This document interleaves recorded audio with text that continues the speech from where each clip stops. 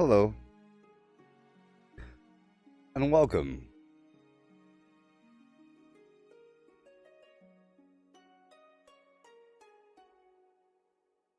Welcome.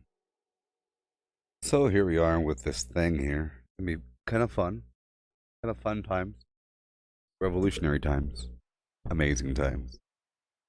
We're here with VR, sorry, AI, couple letters, dungeon, using the GPT-3 neural network thing.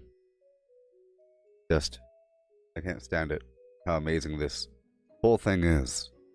And you're about to see, okay? I'll show you really quick how it all works in just a moment. Hey there, Brayden.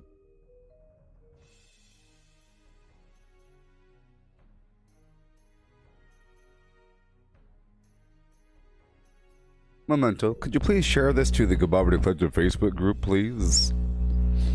I'm just getting something ready here. Go get yourself a cup of coffee. It's about to be wild and crazy. It's just amazing. Let's go.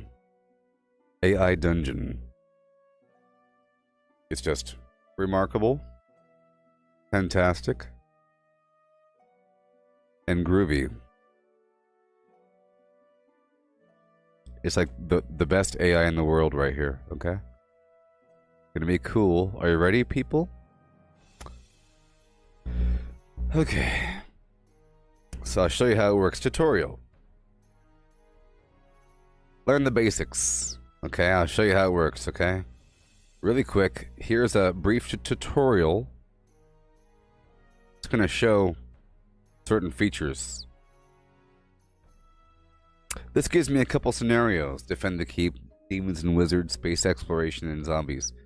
I just tried out the keep thing a second ago, so I'll do the zombie thing, okay? This is not the real thing, I'm just trying to show you how it all works, okay? We'll be doing a real thing in a second. You wake up in the hospital. Your head hurts and you've got random tubes in your arm. The lights are flickering for some reason and you hear screaming. You rip the tubes out of your arm. Yeah. You wake up in the hospital. Your head hurts and you've got random tubes in your arm. I don't want it to talk. I don't want it to talk. You know what I mean? I'd rather have it not talk. There we go. Maybe. Maybe? I'll turn it louder. How about that? I'll have it talk and it'll be a very loud voice. Level 100. And I'll adjust from there. The lights are flickering for some reason and you hear screaming. You rip the tubes out of your arm and stumble towards the door to see what's going on.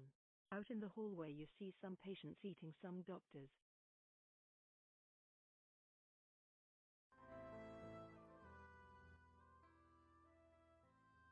Try to balance this audio here, okay? I'm trying to balance the audio.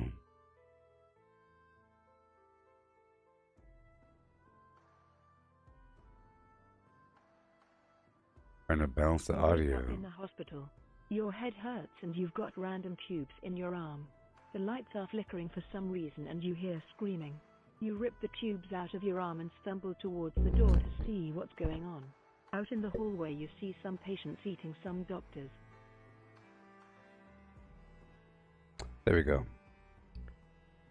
Okay, so it's telling me to do a do action. You got do, say, and story. Okay, so write what you want to do. I wake up in the hospital, my head hurts, there's random tubes in my arm, lights are flickering for some reason, and I hear screaming. I rip the tubes out of my arm and I stumbled towards the door to see what's going on.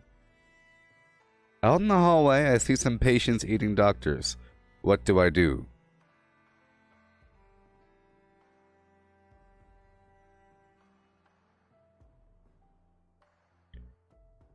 I look around for a weapon in the room I am in. Plip, ploop.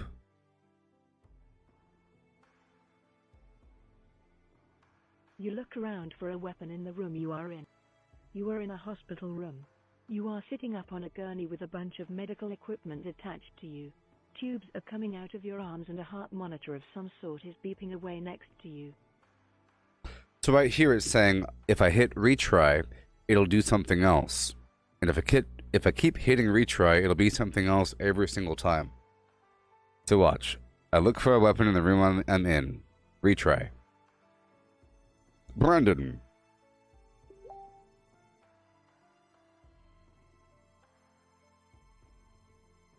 I'm in a hospital room. I'm standing up. There's a window to my right. There's a door to my left. There's a bed below the window. A nightstand next to the bed. There's a large machine on the nightstand. I'm going to hit retry again. I'm just trying to show you. A large, heavy metal door is closed. There's a small window at eye level. It's covered in what looks like cardboard. There's a small silver slot near the bottom right corner.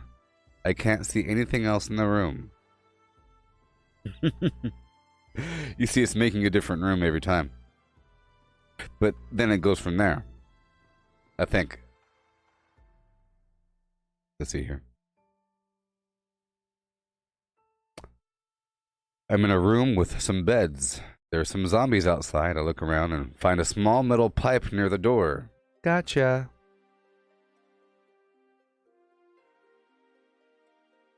Pick. You are in a room with some beds. There are some zombies outside. You look around and find a small metal pipe near the door.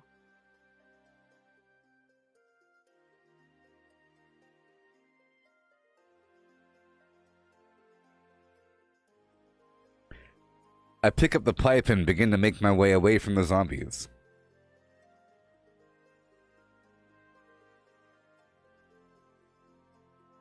You make your way down the hallway. You see some zombies eating some people. Gorum zombies. You say. You try to get past them without being seen, but you drop the metal pipe and make a loud noise. Oh no. What a fool. What a fool. Hmm? What a dirty fool. Okay.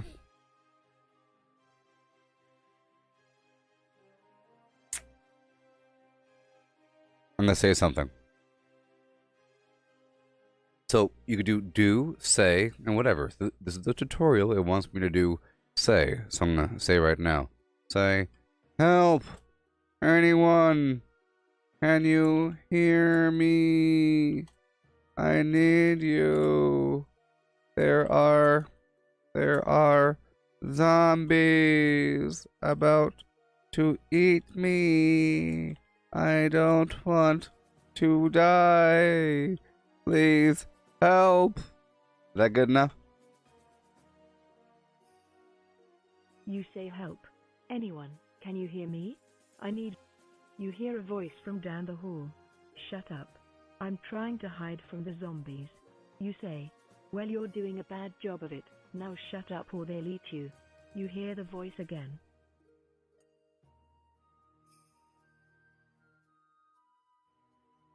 So now it wants me to do the story. So now I could... This is the big one right here. Story. Where you could just change things. What happens next?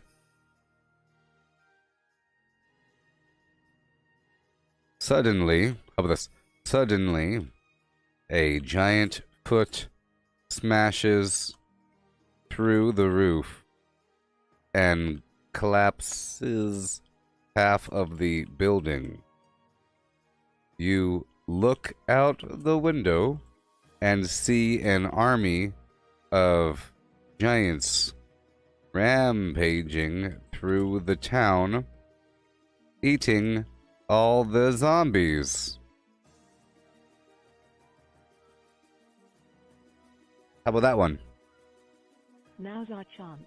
Follow me. Oh no, I said You hear food. the voice call out again. You run down the hall and find a man with a sword waiting for you. Wait a minute. Follow me. The horses are this way. He says and runs off. Wait a minute. Giant foot. Dang it. Giant foot. There it is. Yeah.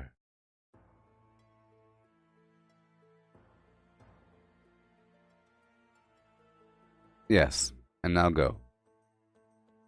Giant foot. What's going on? You ask. No time to explain. We need to get out of here. The voice says. You follow the voice through the building and out the exit. Outside, you find a man in a mask standing by a motorcycle. Yes, Brandon. Attack on Titan. You see, yeah, so I had a giant foot just smash through the building, right? And the person that was hiding broke from cover and said, no time to explain, let's get the heck out of here. And now I get to go with them. Okay? Hit retry, let's see what happens. What the heck is going on? I don't know.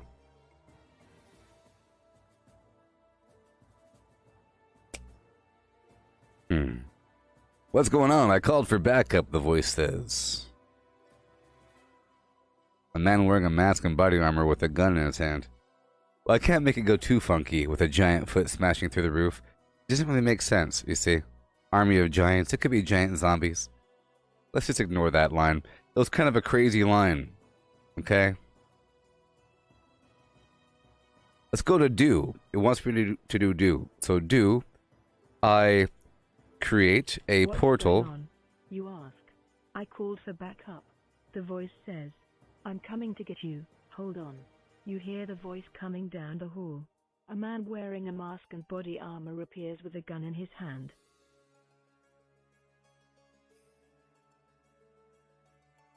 So I tried last time when I was doing a test run and I created a portal.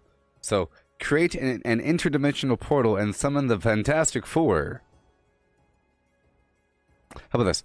And summon Mr. How about, yeah. The Human Torch from the Fantastic Four.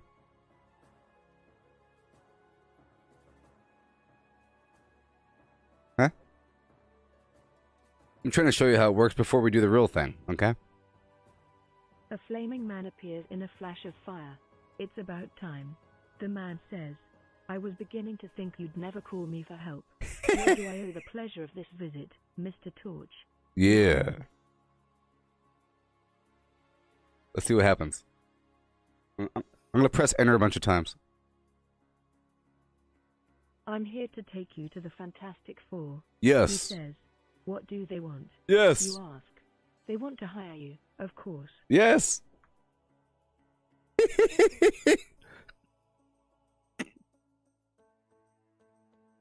He says, I'm not sure. I have a lot of work to do. You say, this is a great opportunity for you. They're the Fantastic Four. Mr. Torch says, who are they? You ask. Who are they?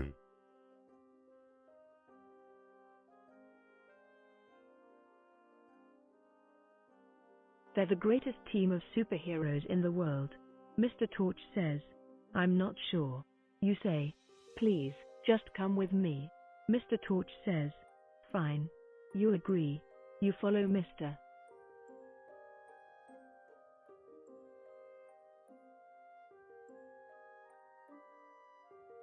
Flame out of the room and into a portal back to wherever the Fantastic Four are located. Woohoo! You have joined the Fantastic Four. Yeah, goodbye, zombie universe. Hello, Fantastic Four world. Oh boy. Keep pressing enter a couple times. What now? Click here to continue. What? Click here to continue. How's that work? That's not real. Click here to continue. It didn't know what to say after that. The story's over. It doesn't know what to do. Let's get rid of that line there, okay? Let's delete that line. There we go. I've joined the Fantastic Four. Now what? Click here to view your journey so far.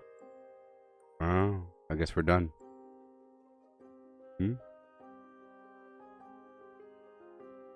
What? Click here to find out how the story continues in Fantastic Four: Rise of the Silver Surfer. Okay, there it goes. I'm now part of the most famous superhero team in the world. You are now part of the most famous superhero team in the world. Yeah. Your first mission with the team is to help Mr. Torch's sister, a famous singer, who is being stalked by an obsessed fan. You have dealt with stalkers before, so this should be easy, right? Yeah.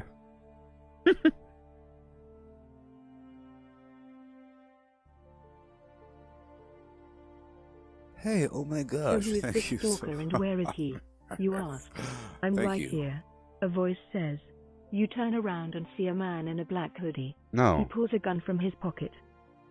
No. What? What's happening?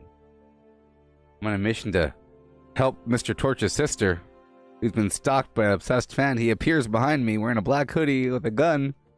Oh no.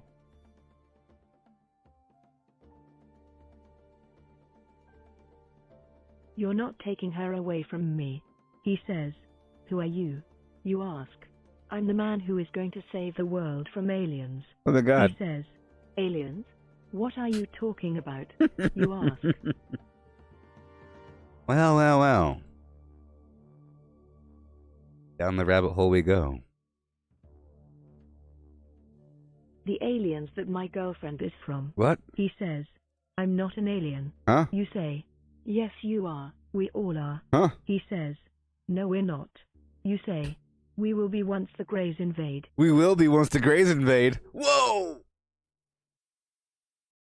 What's a twist? We're all aliens. He says. The Greys? You ask. Yes, they're a race of alien monsters that will invade the Earth and turn us all into lab rats. He says. That's absurd. You say. Well then. I want this comic book. No, it's the truth. He says. Even if it was true, there is no way of knowing if I'm even an alien or not. You say. I'll just have to take that risk. He says. Okay.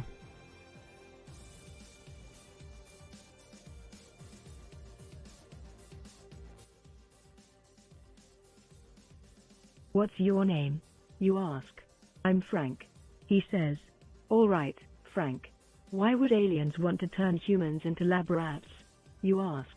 To study our anatomy. I told you they're monsters. Frank says. Okay. So right now, I want you to understand, this system has read everything on the internet. It has read every single English Wikipedia article, or let's just say every English Wikipedia article comprises 0.6 of its total knowledge.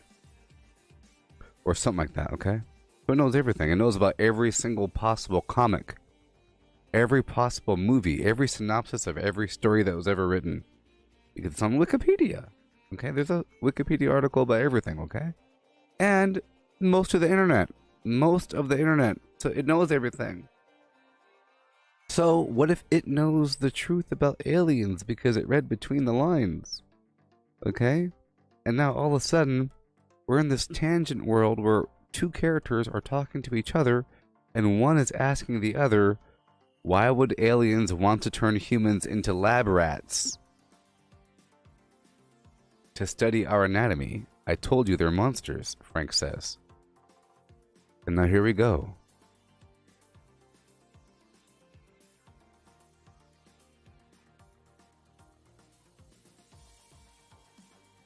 How do you know this? You ask. The government knows about the aliens and is hiding the truth from us. Frank says. That's ridiculous. The government would let everyone know if there was an alien invasion coming. You say. Gulp. What if I read some secret document, you know?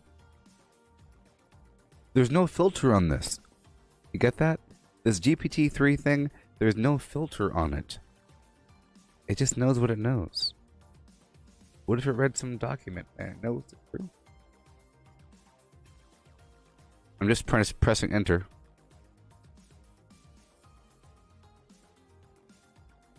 They wouldn't want the public to panic. Frank says. Why would the public panic about aliens? You ask. People panic about everything. Frank says, I suppose that's true, but I still don't see how you know all this. This is a good television show.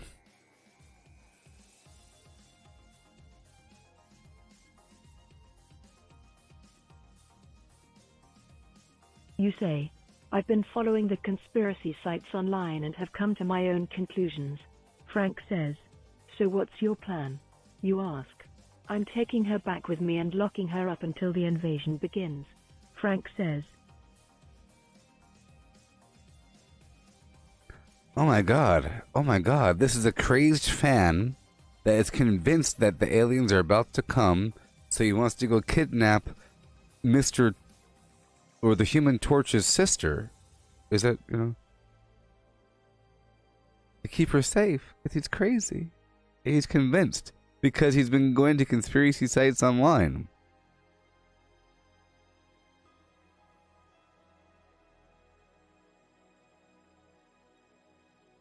The thing is, the thing I mentioned about the AI and going to government websites, well, it has because it's been to all the conspiracy sites. And those websites have references, and it's been to all of those. So it's read all the documents about Area 51. Oh my god.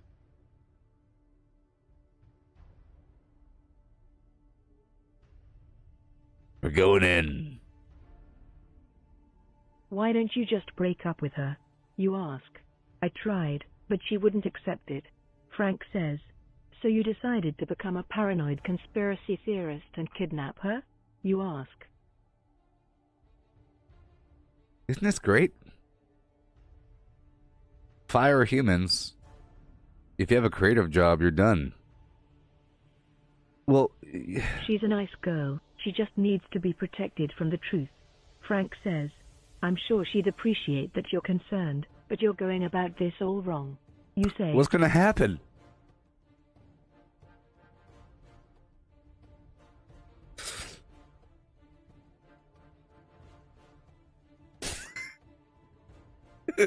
I need to hide her, and this is the only way I know how. Frank says. How did you find out she was an alien? You ask. She has a mark on her back that says the Greys are coming. Frank says. The Greys are coming. It's on her back. It's in Braille. I felt it. Sounds like a mole to me. You say. Sounds like a mole to me. Frank asks.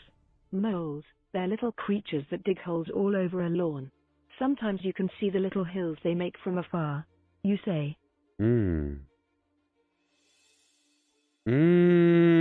Oh my god. I now understand why a mole is called a mole. Did you know that? Why is a mole, like a weird mole, called a mole? Sometimes you can see the little hills that they make from afar. I guarantee you didn't know that. Okay? Or you never made the connection. Huh?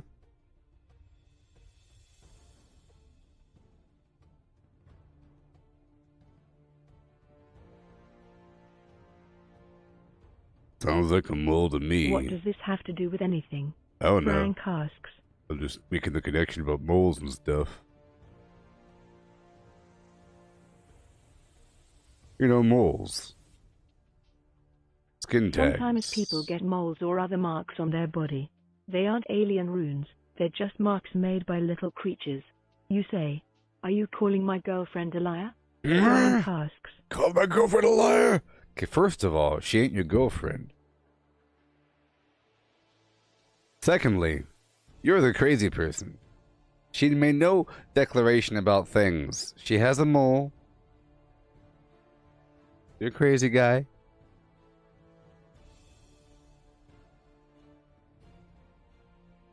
So epic.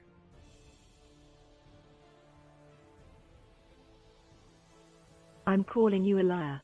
You're just making up shit because you're too cowardly to tell your girlfriend that you want to break up with her. You say, that's not it at all. Frank says. Oh my gosh. It's getting real. I did not hit her. I did not. Oh, hi, Mark.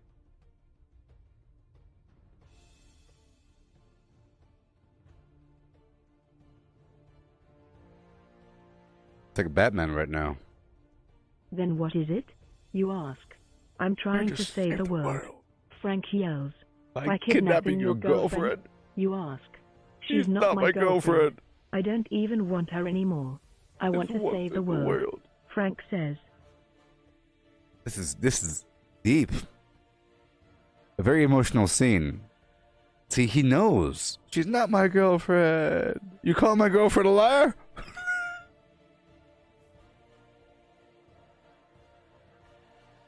You calling my girlfriend a liar?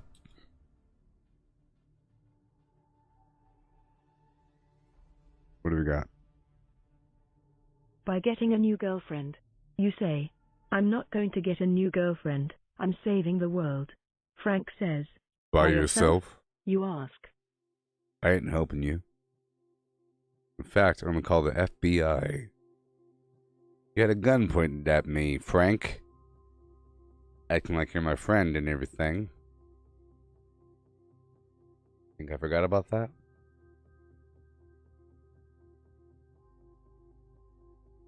Yes, I'm doing this myself.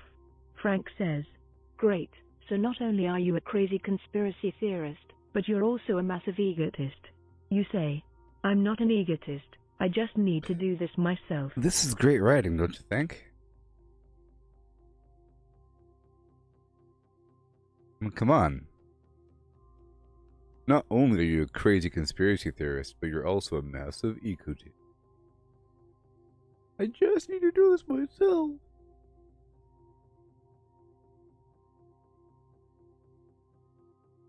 Will the scene move on? The scene has been here for a bit. They're like standing and Frank arguing says, for a bit. Why? You ask. Because. Frank says, trailing off. Because why? You ask. Damn it. Frank yells, getting frustrated. This is like a long scene with different camera angles and everything.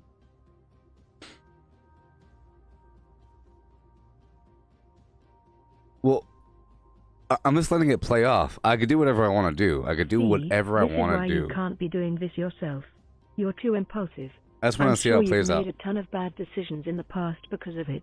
You say, I'm not impulsive. Frank says. You know, I could do whatever I want to do. I could, you know, you could reveal that you're actually Neo and fly. Seriously. You know that. We have the Fantastic Four. I opened up a portal and Mr. Torch showed up. You can do whatever you want to do. We were doing something else. We were in a zombie apocalypse 5 seconds ago. Okay? So you could take his gun. But I want to hear what he says.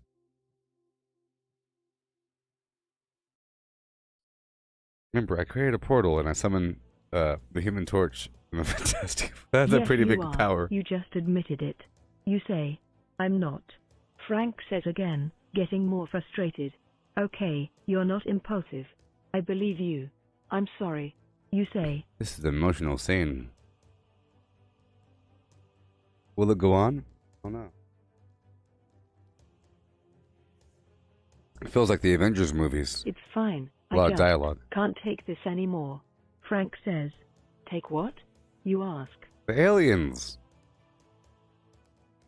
The aliens.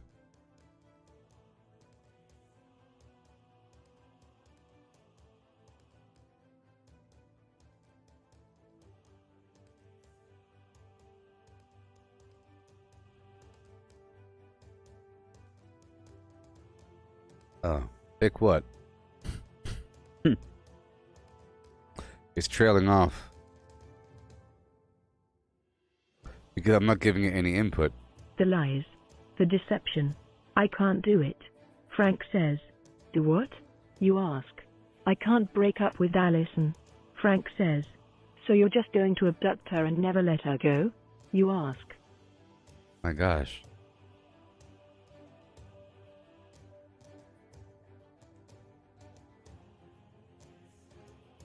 I have to. I can't let her go out into that world by herself. Frank says. She's a grown woman. She can make her own decisions. You say. No. No, she can't. She'll be taken advantage of.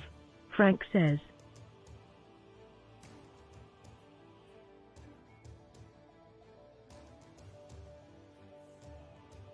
By who?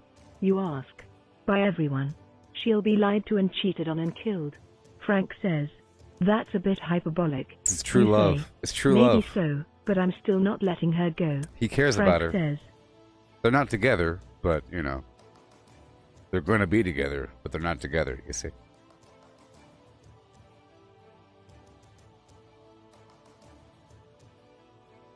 So you're going to keep her locked up here forever? You ask. I'm going to try. I can't promise it'll work, but I'm going to try. Frank says.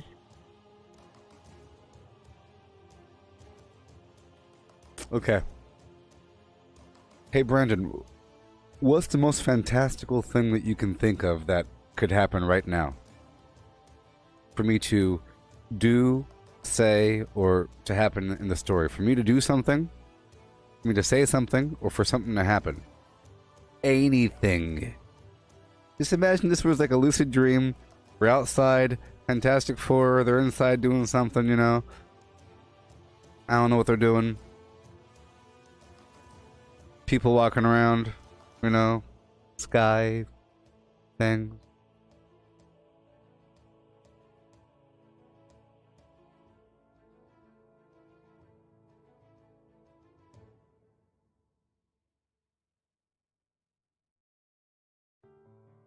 Here, I'll just do this. I'll do this. Look, Frank. I know you won't like this. But I have to call the authority. You need to be in a jail or a hospital, friend.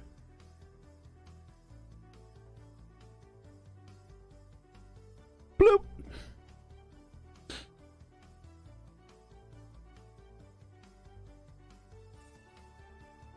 Frank looks at you with a look of terror. No, please don't.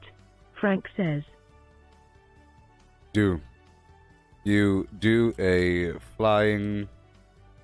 You do a backflip and start breakdancing.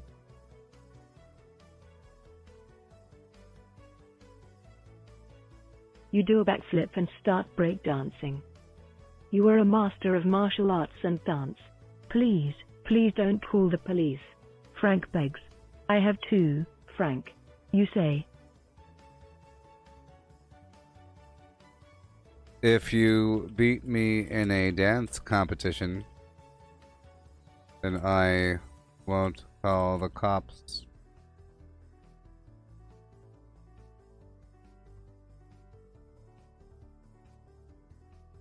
Now dance.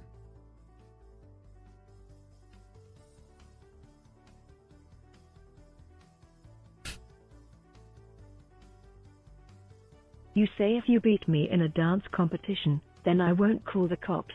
Now dance.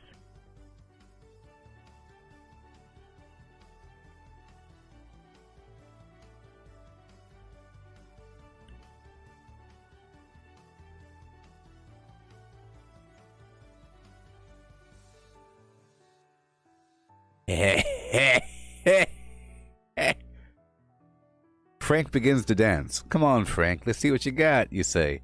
Frank begins to do the robot while dancing. I'm sorry, Frank, but that was terrible, you say. Frank falls to the ground and cries. What I like. Frank begins to dance. Come on, Frank, let's see what you got. You say. Frank begins to do the robot. Do you give up? You ask. Yes. Frank sobs. Okay, I'm calling Allison. You say. Wait. Frank says. You wait for Frank to speak. You better stop speaking. Stop with the speaking. And start with the dancing. Punk. You say you better stop with the speaking and start with the dancing. Punk. I'll do anything. Frank says. Anything? You ask. Yes. Frank says. You have to help me kill the monster under my bed. You say. Okay. Frank says. Where'd that come from?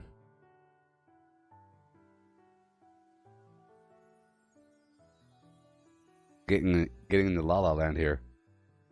I was just joking, Frank. I'm not going to make you do that. No. You say, too bad. Whoa. Frank says, Whoa. before running at you with a knife. You dodge out of the way and punch Frank in the face. Whoa, action. I'm not having your games. Guy needs to be taken down. Frank falls to the ground and drops his knife. Now I have to kill you. You say, I understand. Frank says, crying. I could put him in a steel box and have the box shrink over time, slowly killing him. You can do whatever you want. Put him in a steel box and have the box shrink in volume. Slowly. I understand. Press enter. We're about to go do the real thing. I'm just showing you how it works. Now we'll do the real thing. Now that we've proven it works. Do you believe it works, Brandon? I'm sorry, Frank. I think you're a nice guy, but this is the way it has to be. You say, raising your fists to finish Frank off. I understand. Frank says, crying.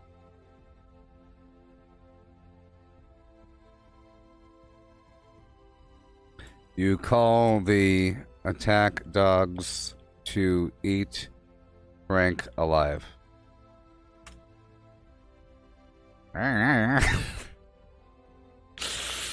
Whoopsie! You call the attack dogs to eat Frank alive. I guess he should have danced.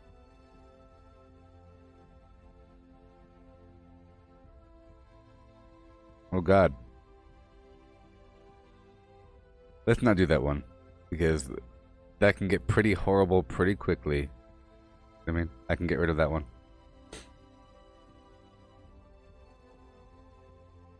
I understand.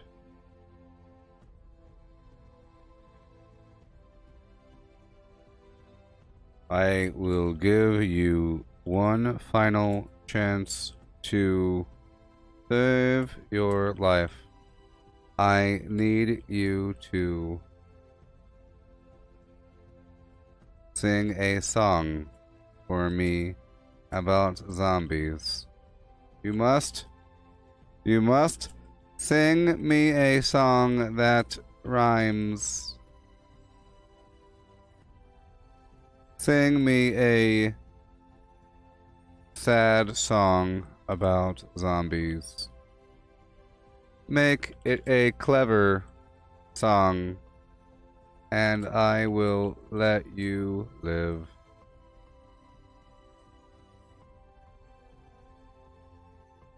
Sing me a clever song about zombies, and I will let you live. I want this AI to write a darn song. Write a song. I will give you one final chance to save your life.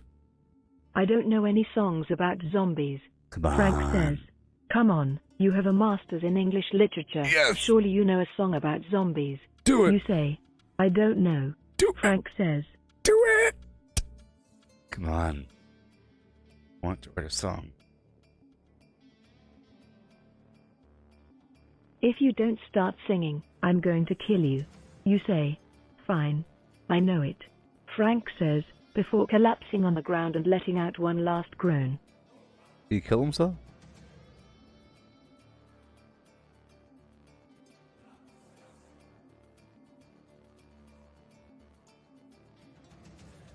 What's the matter, Frank? Don't want to die pathetic and slow? I thought you'd be willing to do anything to save your own life. You say. You wait for Frank to start singing, but he just lays there.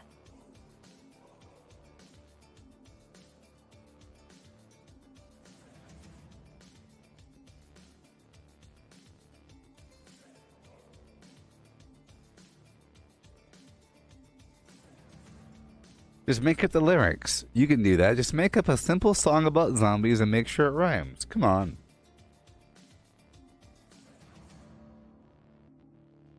So exciting. You say just make up the lyrics. I don't know, I'm so scared. Frank whimpers. You sigh, before grabbing your knife and stabbing Frank in the throat. No! I'm sorry. You say. You look around the room. No! Frank! My character just killed him.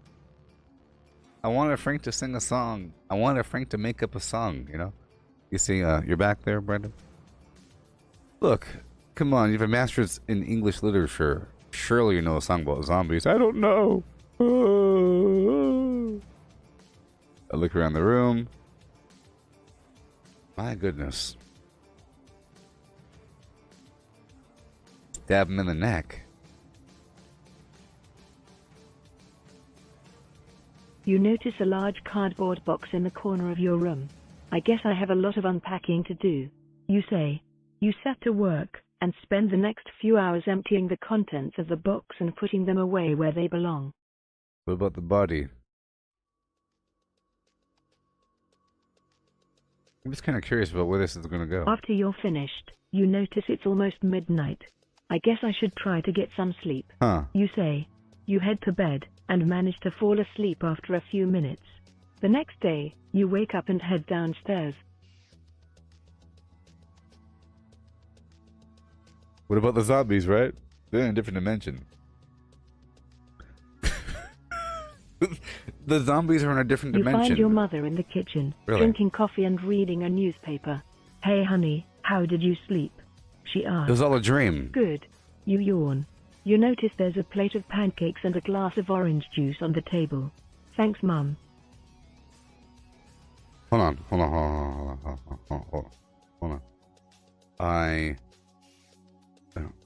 You pick up the newspaper and read the headlines.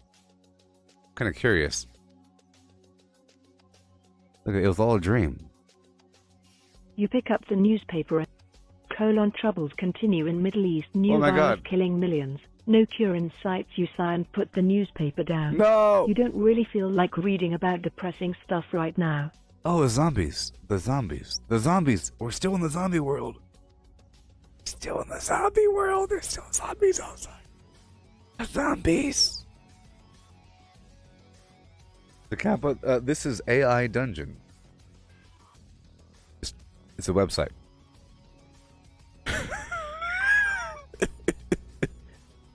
Are there any helicopters on fire? Any fires outside? Any explosions? You worry about zombies.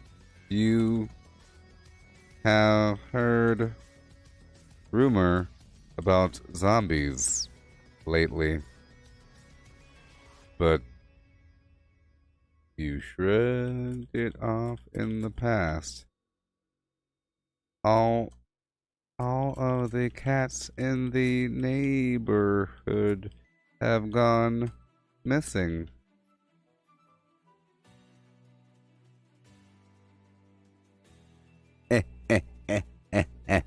You worry about zombies. You have heard rumors about zombies lately, but you shrugged it off in the past. You're worried that if the rumors are true, you won't be able to protect yourself. You push your worries out of your mind and eat your breakfast. What are your plans for the day? Your mother asks. I don't know. You say.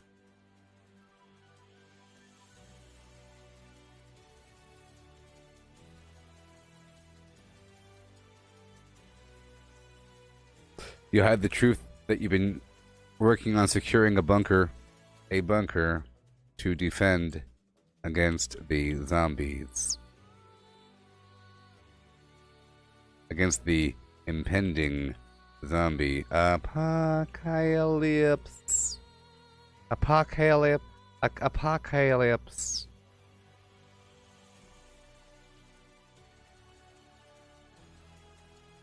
You hide the truth that you have been working on secure.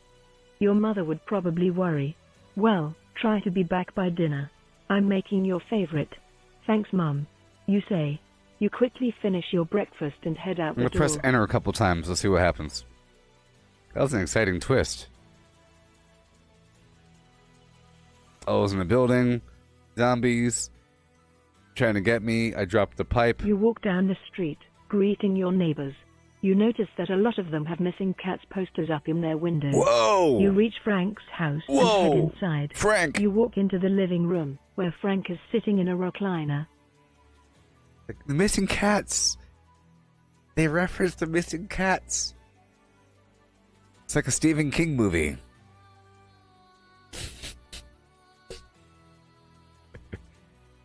Oh boy, after, they mentioned the cats. Hey Frank. You say, hey Mikey. Frank says, not looking away from the TV. You walk into the kitchen and notice that Frank has a large box in the middle of the room. It's filled with scraps of paper. What's happening? What's this? Storyline. What's on the paper? What is it? What is it? You ask. I'm writing a book. Ooh. Frank says. A book? You ask. Frank has always been a little eccentric, but you didn't know he was a writer. Yeah, I'm writing a book. I've almost finished the first draft. I don't know. Maybe zombies? You say, is it about, I don't know, maybe zombies? Yeah, it's about zombies. Frank says. Have you shown it to anyone? You ask. No, I'm waiting for it to be finished. It's it would be alien. For everyone. It's a different Frank. Frank says. Because this is a zombie story. What do you know about gray aliens?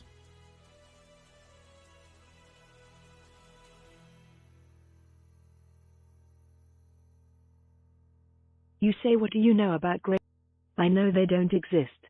Frank says. How can you be so sure? You ask. Because I'm an expert on aliens, and I've never seen one that wasn't a hoax or a mistake. Frank says. He's the Frank foil. He's the anti-Frank. He's also an expert. How are you an expert on aliens?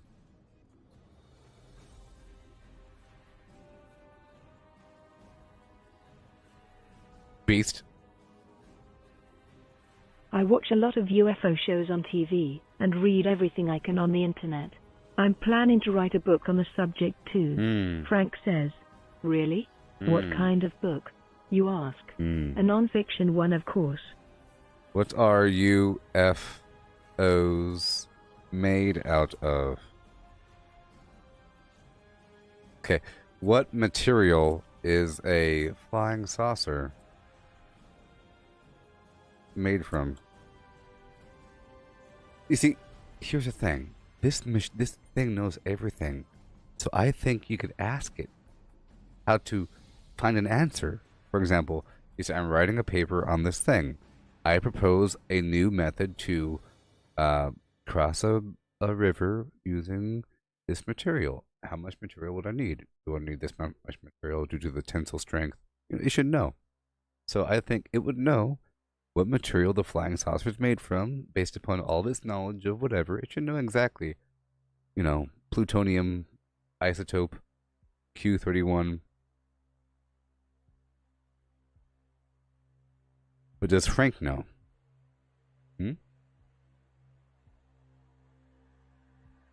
Metal. Frank says. What kind of metal? You ask. The same kind of metal used to make spaceships. Frank says. Ha ha, very funny.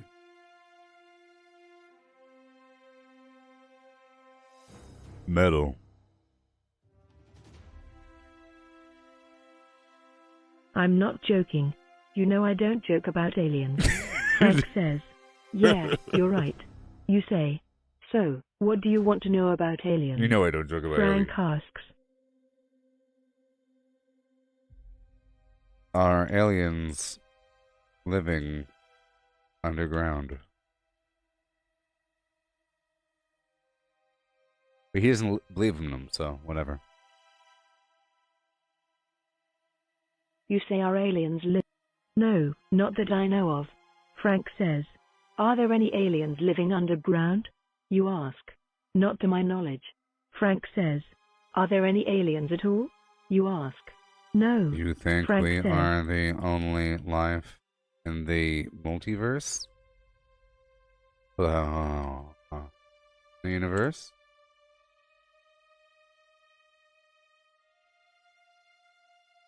You say you think we are the only life in the universe? Yes. Frank says. How can you be so sure? You ask. Because it's impossible for life to exist elsewhere. Whoa. Frank says. Why is that? You ask.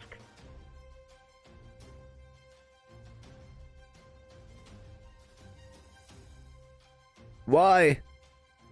Because the Earth is the center of the universe. Frank says. It is?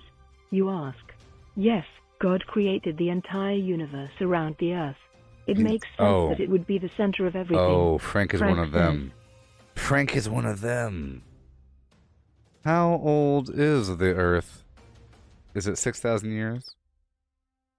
I get to have an argument with a flat earther. Let's go. I don't know. Okay. 4.6 billion years or something like that. Frank says. How do you know? You ask. I read it somewhere on the internet. Frank says. Earth is you the can't center. trust everything you read on the internet. You think say. Earth is the center of the universe?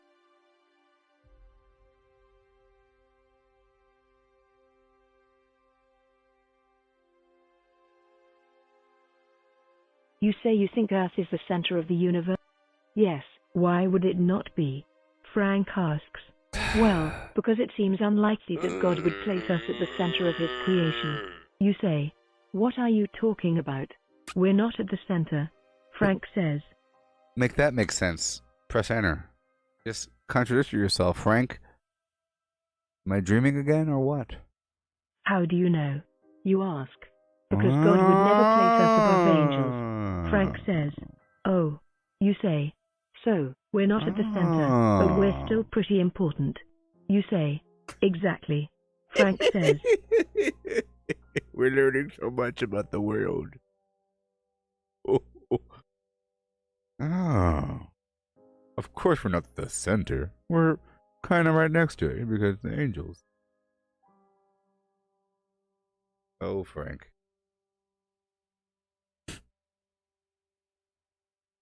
But what about the sun?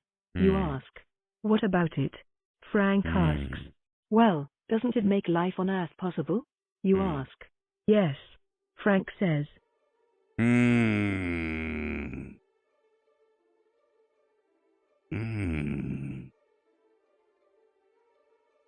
on, Frank. And without life, you can't have heaven. You say. I don't see your point. Frank says. It's getting deep.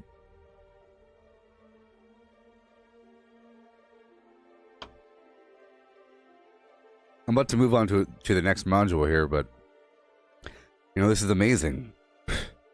Who needs books? This is a real book right here.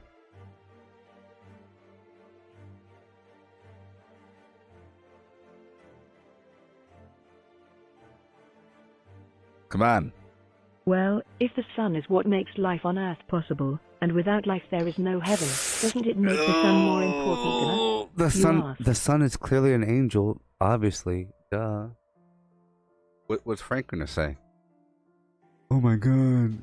Deep questions. Deep questions. No, because the sun is just a tool of God. Oh my gosh. Frank says. A tool? Oh my gosh.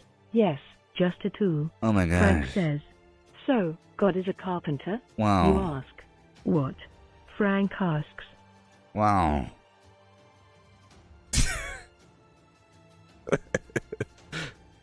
Wow. First, Mr. Human Torch, now this.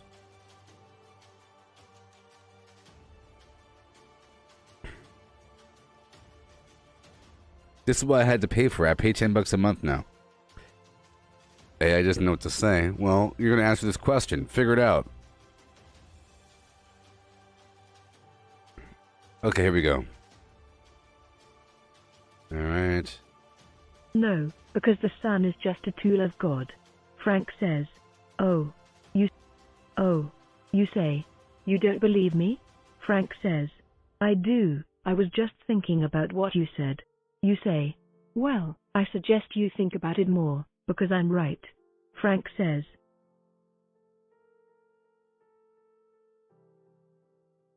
Well, God could easily create life on some other star. The sun is not special. Well, then he believes in aliens. What are you talking about, Frank? Think about it more. I'm right. I can throw in some whammies, some logical bombs, mess them up. Yes, Frank, you are right as usual. You say. So, what else do you want to talk about? Frank asks. Nothing, I'm good. You say.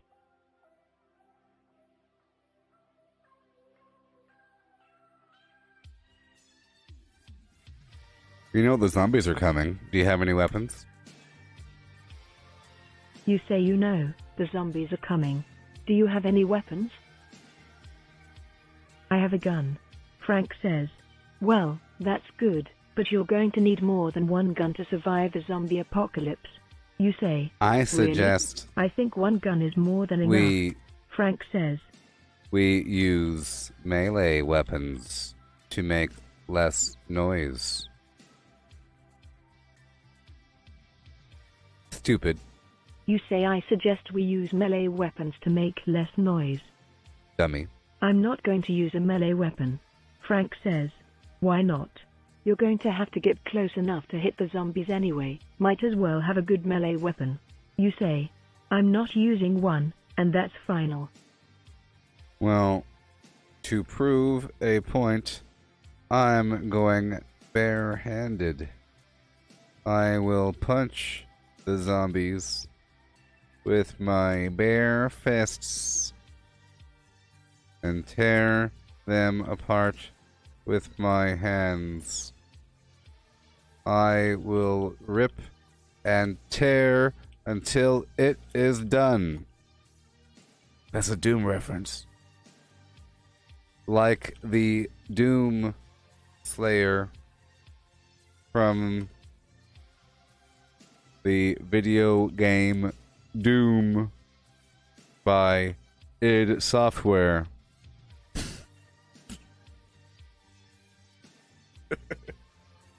You say, well, to prove a point, I'm going barehanded. I will punch the zombies with my bare fists and tear them apart. You're going to get yourself killed. Frank says. I'll be fine. You say. No, you're going to get yourself killed. Frank says. I can handle myself. You say. No, you can't. Frank says.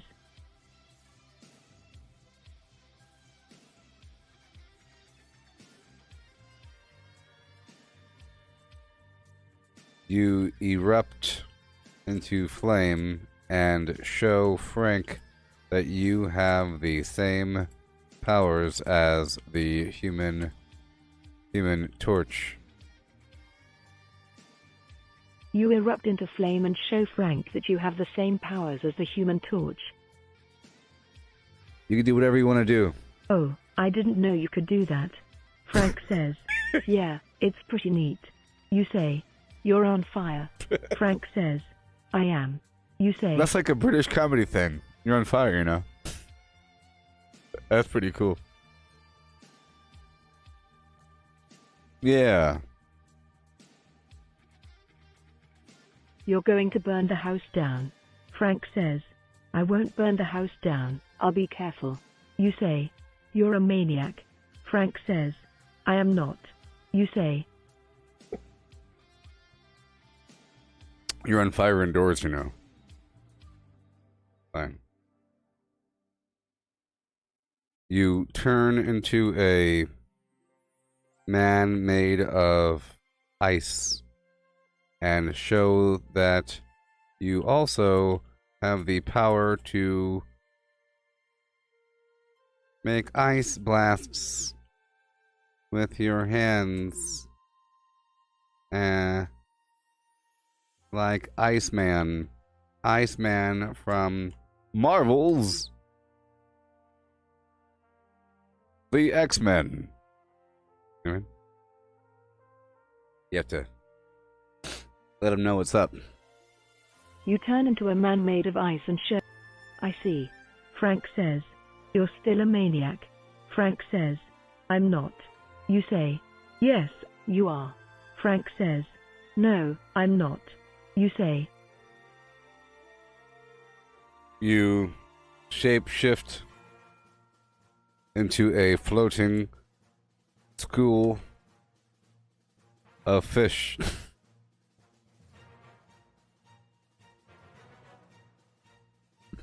Is that random enough?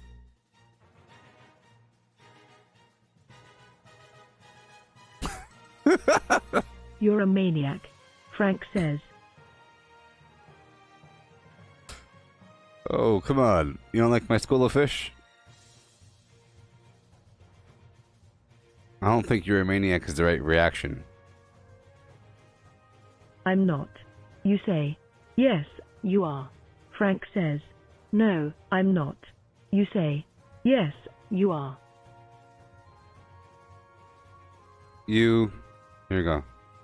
You turn into a human that has the wings of an eagle, huge like an angel. You grab Frank by the hand and fly him to your zombie bunker and wait for the zombie horde.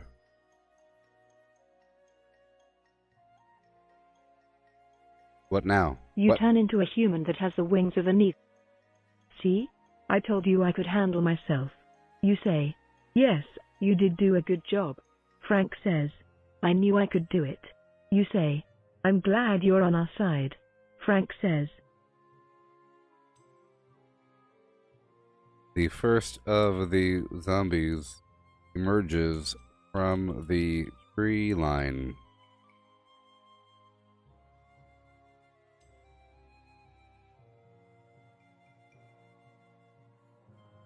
The first of the zombies emerge from the tree line. They shamble slowly towards the farmhouse. You wait until there are a dozen of them, then attack. You leap from the window, firing your shotgun as you do so. The pellets rip through the heads of the zombies, killing them instantly.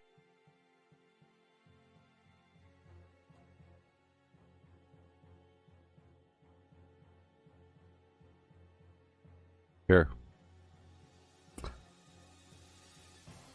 You land on the ground, head towards the next zombie, and beat its head in with the butt of your gun. You keep going like this until you've killed all of the zombies near the farmhouse. Once you've done that, you hear a series of loud bangs.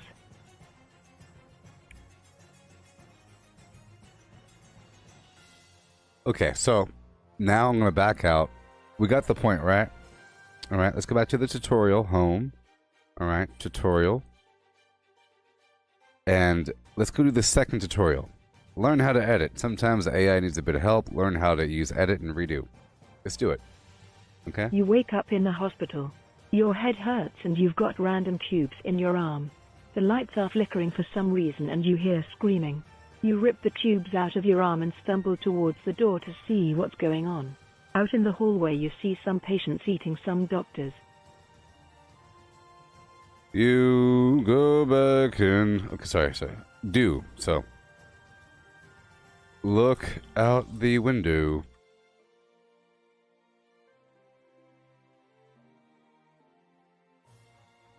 You walk up to the window and peek outside. It's a zombie apocalypse. Oh no. Okay, so it's teaching me how to do things. So I could do retry. That could be cooler. Retry. Look out the window. Use edit to change what happened. Cool. I walk over to the window, the outside world, and open it. I look out the window and see a zombie eating another zombie. Whoa, happy Valentine's Day. That's a weird one. We don't want that. That's kind of weird. You walk over to the window to the outside world and open it. You look out the window and see a zombie eating another zombie. Happy Valentine's Day. And see a zombie with its back covered in huge boils.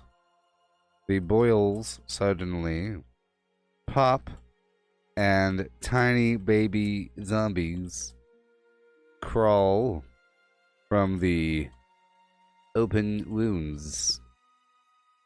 The zombies are giving birth through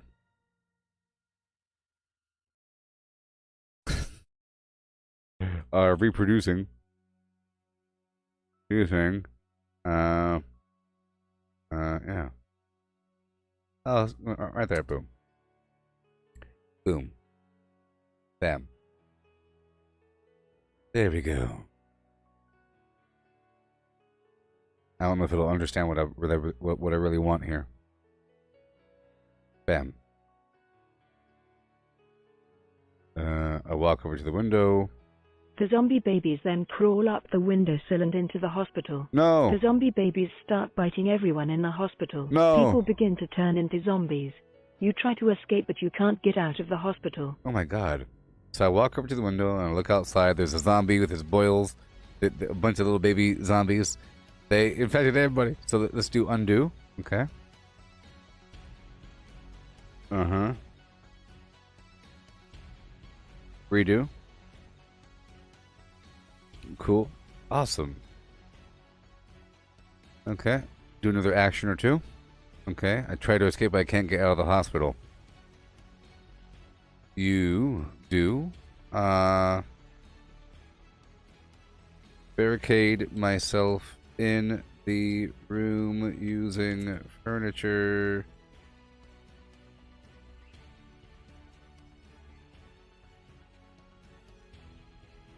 All right, we're done. Let's go back. Moving on.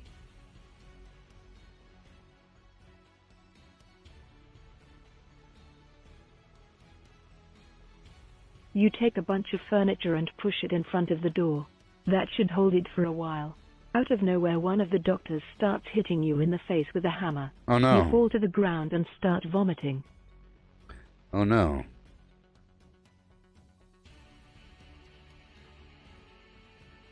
He then breaks your bones with his hammer. No. You scream in pain as he continues to hammer away at your body. No. You wake up in a cold sweat. It was just a dream. Whoa, that was a horrible dream. Oh my god. A doctor breaking my bones with a hammer? No! That's not a good dream at all. Okay, let's go back to the tutorial. Okay. I just did it though. I just did it. You wake up in the hospital. Your head hurts and you've got random tubes in your arm. The lights are flickering for some reason and you hear screaming. You are currently in a hospital. You're not sure how you got here, but you watch as a crowd of zombies stumble down the hallway towards you. The computer in your room beeps and you head towards it. All of the patients' clothes are covered in blood and skin, including yours. You have a huge gash in your chest. I'm a zombie. Wow. Maybe.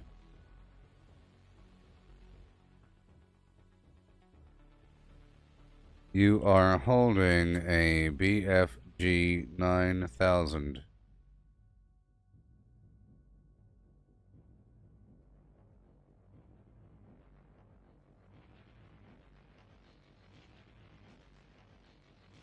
You shoot the BFG 9000 at the zombies.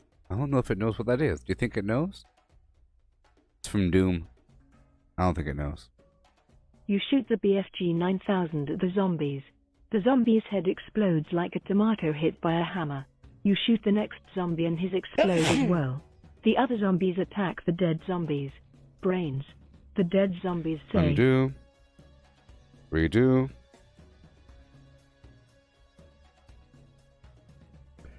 Do another action or two. Other zombies attack the dead zombies. Call for a chopper.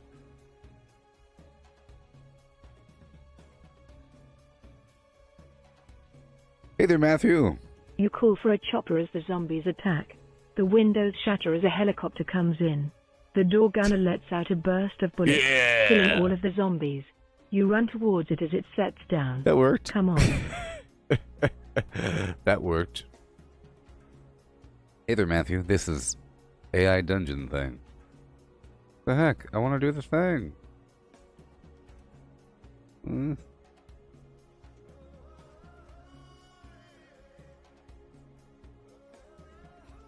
want to do it over again. Okay, well, let's go do the real thing, okay? So we're going to do a new game.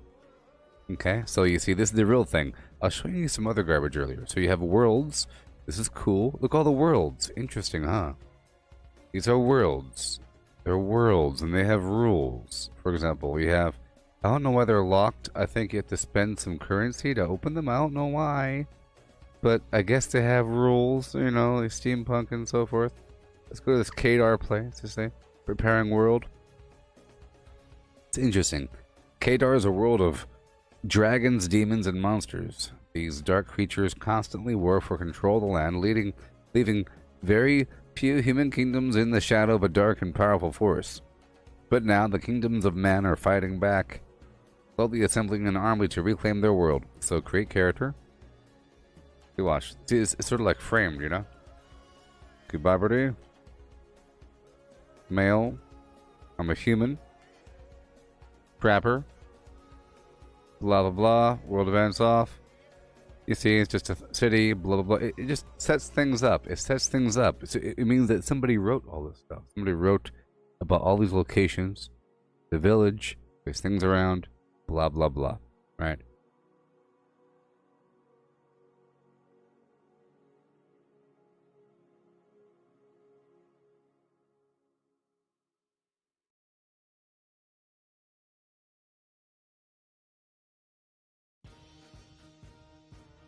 You were just going to walk in, but then you found a note on the door saying he'd been murdered. You walked back to the tavern, now empty, and saw a second note announcing that the killer had been caught. You're not sure what to do now.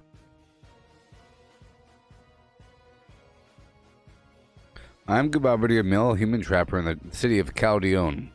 I've made a living trapping local wildlife, but recently I've been accused of trapping demons. I've been trying to clear my name by doing good deeds and helping people, but no one seems to be listening. A few days ago, I went to the tavern to clear my head, and that's where you got this crazy idea of going to the local lord's castle and proving my innocence.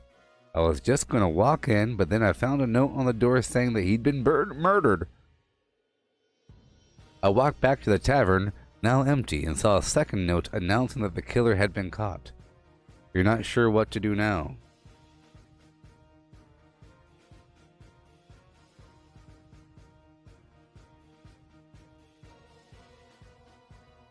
Okay. I'm back at the tavern. I'm a trapper, trying to prove my worth. You walk outside and look for a city guard.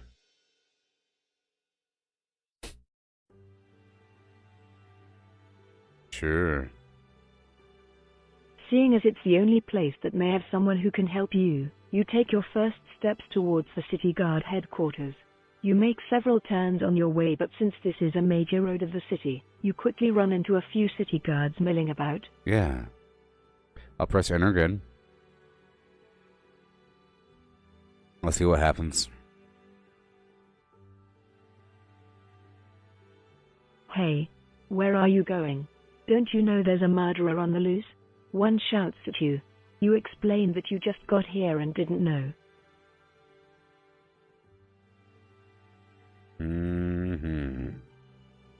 Okay.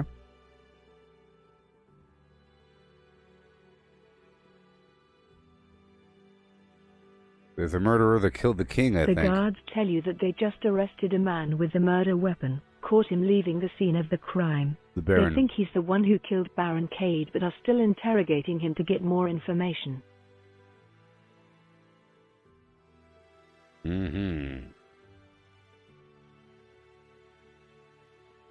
Does he have anything to do with the demonic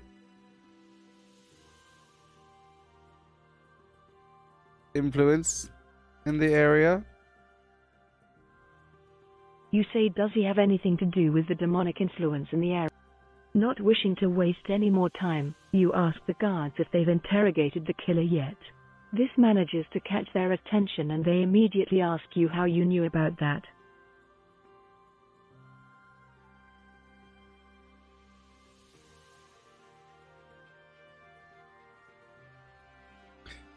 I have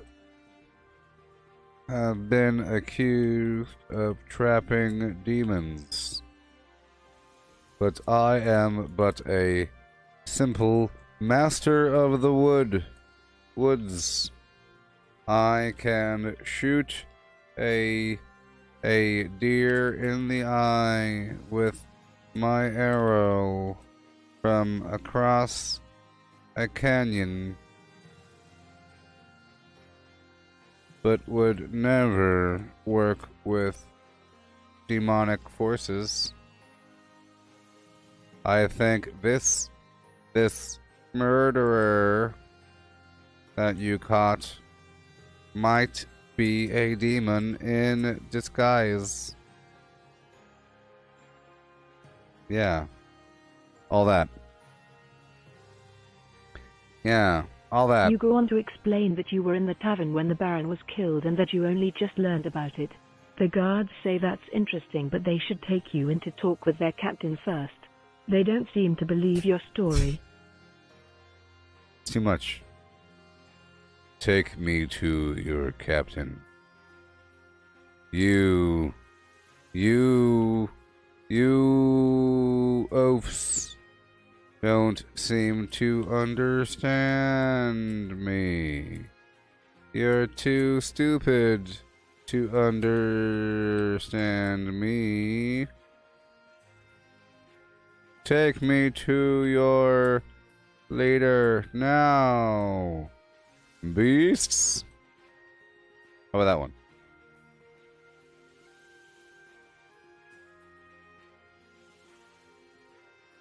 You grab one of the guards and begin to shake him, forcing him to take you to the captain. The other two stare at you with great concern but don't do anything.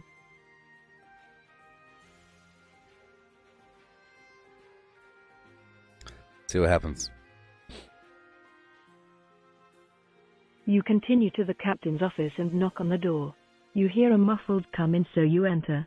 The captain sits at his desk writing in a large book. He eyes you up and down, then says, "What is it?" There you are. I wish to clear my name. Is there anything I can do to help you? Prove my honor and moral integrity.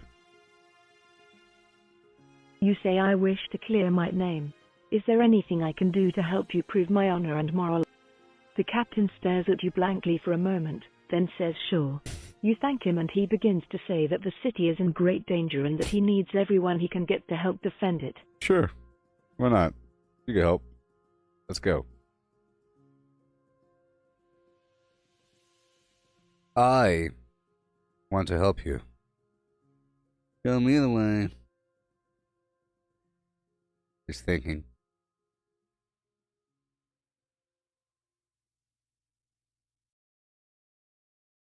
Oh, you could tell it to remember. Interesting.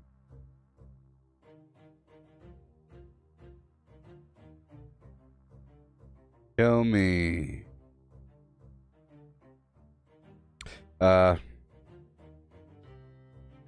Is there any way I can use my skills as a master trapper to help the city?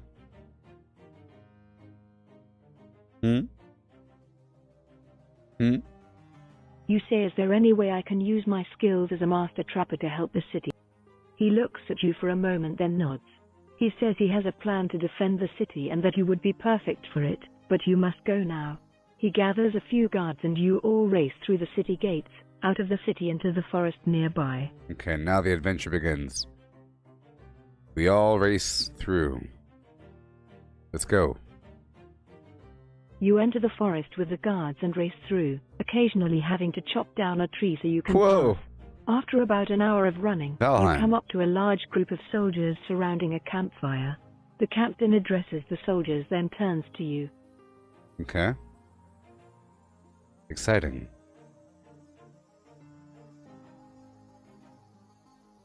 These men are the best of the best, but cowards. I need you to speak some courage into them, to get them to fight as long as they can. You look at the group of soldiers and take a deep breath.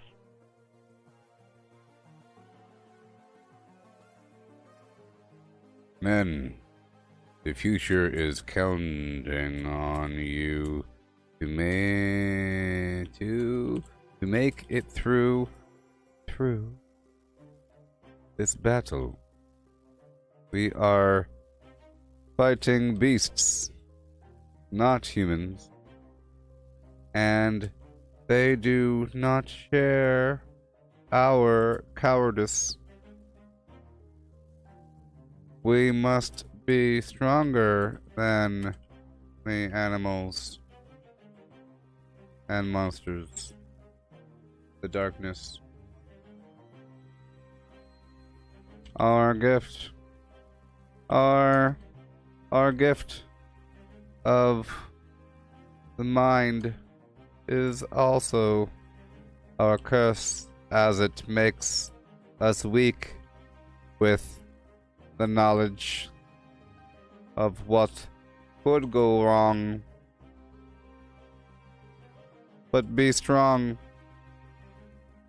for the universe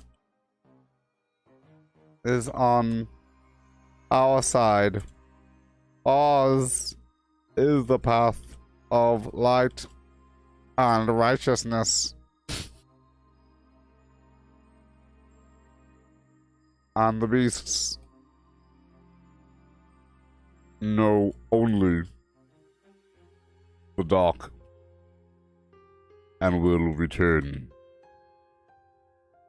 when they see our strength. Boom! That'll inspire them. Men, the future is counting on you to make it through this battle. You sit down and breathe heavily. The guards gather around you, cheering for your powerful speech. They go to eat before the coming battle, and you realize how hungry you are yourself. You find a bowl of cold stew and begin eating it greedily.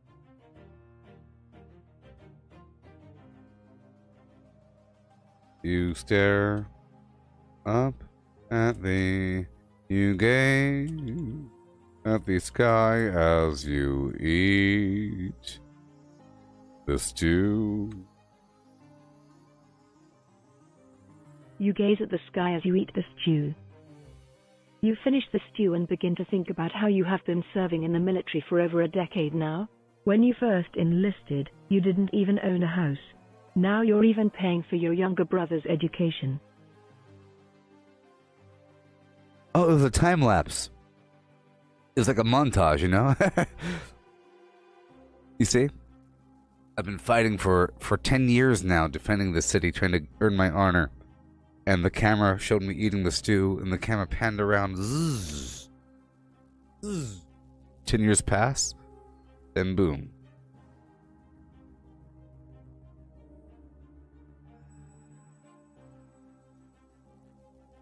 Let's go back. Okay. That was Kadar. Let's go home. Go do a new game. Let's see here. Featured scenarios, multiplayer, prompts, explore worlds. What's that do? No. Mystery, apocalyptic, zombie, custom.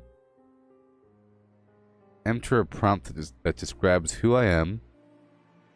I'm a knight fighting. Oh my gosh, you can do whatever you want. This is the first thing. You are a scientist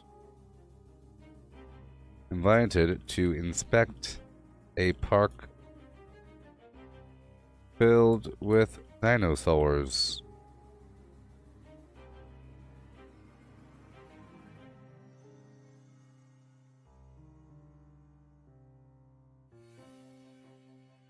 to arrive by helicopter with several others and are provided a tour of the island.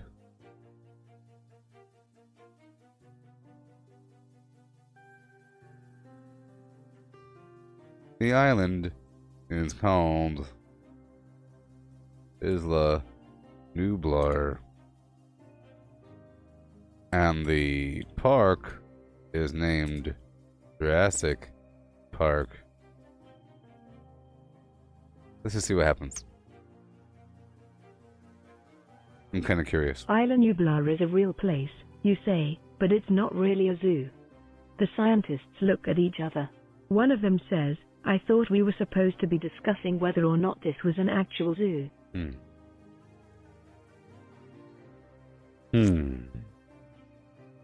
You continue, it isn't. It's more like a theme park that has been turned into a real zoo. A theme park? One of the scientists asks in disbelief. Pretty cool. Yes, a theme park. I'm sure you're all aware of the many movies based on these parks. Oh yeah? What about those roller coasters? Another one asks.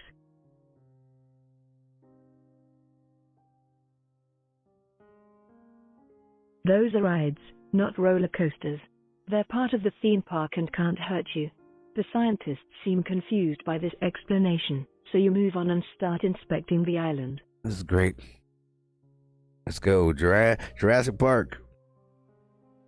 Jurassic Park. There is an information kiosk over there, you say, pointing to a building, and over there is the maintenance building. The first destination is the aviary, where various kinds of birds and other winged creatures are kept.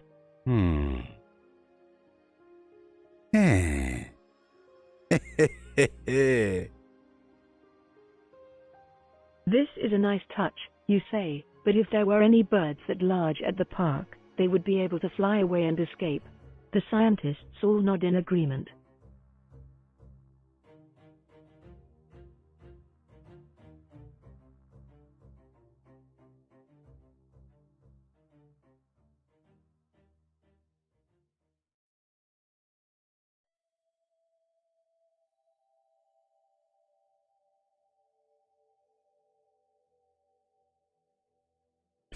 Okay.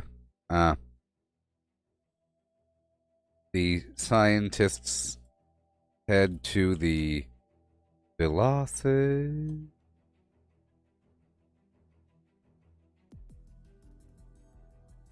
The scientists head to the Velociraptor paddock. There has been rumor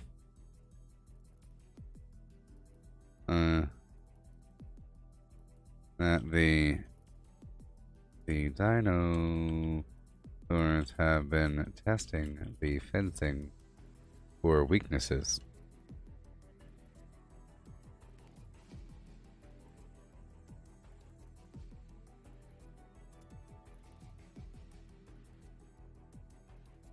Oh, no. You say no, you do. You do. Story. The park's dinosaurs are kept inside paddocks surrounded by high fencing, which in turn is surrounded by guard towers. Everything looks good until you reach the Velociraptor paddock. There, one of the scientists says. Okay. I'm going to do a story, not say. Okay. See where the fencing has been partly repaired? You look more closely and see that the repairs are not good ones. Yes, you say, but what about those trees over there? They are tall enough to allow a small dinosaur to jump over. Yeah. And these here? Yeah. Yeah, the Velociraptor paddock.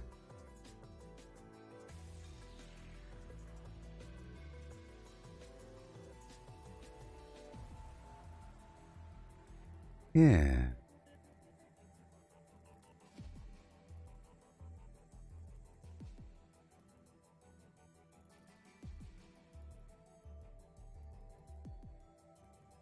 The scientists discover a hole in the wall and Velociraptor Footprints heading off into the jungle. Let's see what happens. The scientists discover the push through the undergrowth towards the tracks and find more holes and footprints. They look up suddenly as the roar of a Jurassic Park jeep is heard. The dinosaur has been following old animal trails back to the park. Okay. Okay. It's heading this way, one of them cries, and you all rush back to the jeeps. They are just getting in the vehicles when they hear the screams from the visitor center. They have been so distracted by the escaped dinosaur that they have not noticed another danger. What's happening? Screams.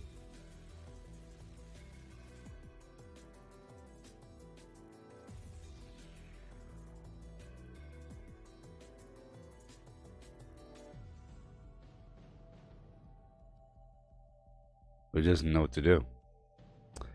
Because it could do anything. You see? It could do anything. Let's try it again. They're getting in the vehicles when they hear the screams from the visitor center. A whole different problem right now. Okay? A team of workers has entered the building to remove the remains of the dead exterminator and has just been attacked by the park's second escaped carnivore, Ooh. a female Smilodon. Okay. You hurry to the visitors center and find a scene of carnage. Oh my gosh. Story. Do. You provide a forensic description of the scene in graphic detail. You provide a forensic description of the scene in graphic detail. The scene is awful. You and the other scientists examine it closely, taking many photographs and notes in the hope that they may help to track down whoever released these dinosaurs. The man was killed by the Smilodon. Okay. I'll never do this one. You say to the other investigators, the big cat's teeth marks on his neck broke the skin and there are traces of DNA from its saliva in the wound. The other investigators nod, taking notes. The cats weigh around 100 kilograms, you add. Smilodon.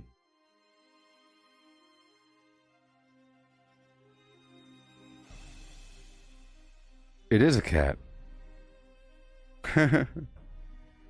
It's a prehistoric cat.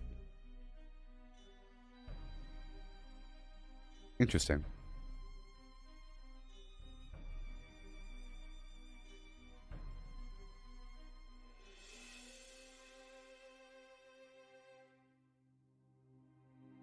Yeah. Interesting. Smilodon. Wow. It's not a dinosaur. So the dead man was probably killed when he was alone, because that is not a lot of weight for a Smilodon's powerful jaw to snap through. You pause, then say, but where are the Smilodon's remains?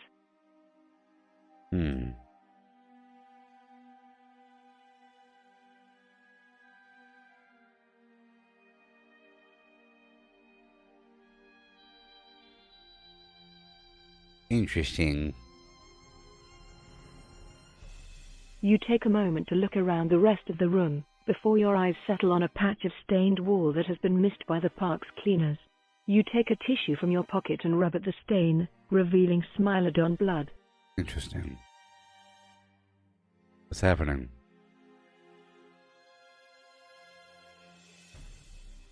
The Smilodon killed the man and escaped through the hole in the wall, you say, but seems to have been wounded itself, which is why there are few traces of blood. The cat was probably wounded by one of the jeeps or the building's structure. Whoa. Whoa. One of the other investigators has been examining the Smilodon's bite radius and nods in agreement. It seems the cat was also 90 kilograms, he says.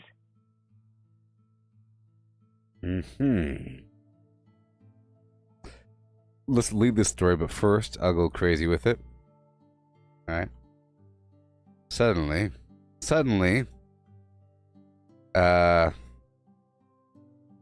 1,000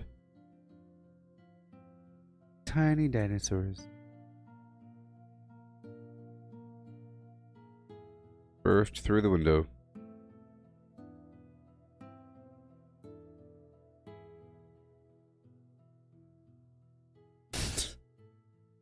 I don't know. Suddenly 1,000 tiny dinosaurs burst through the window.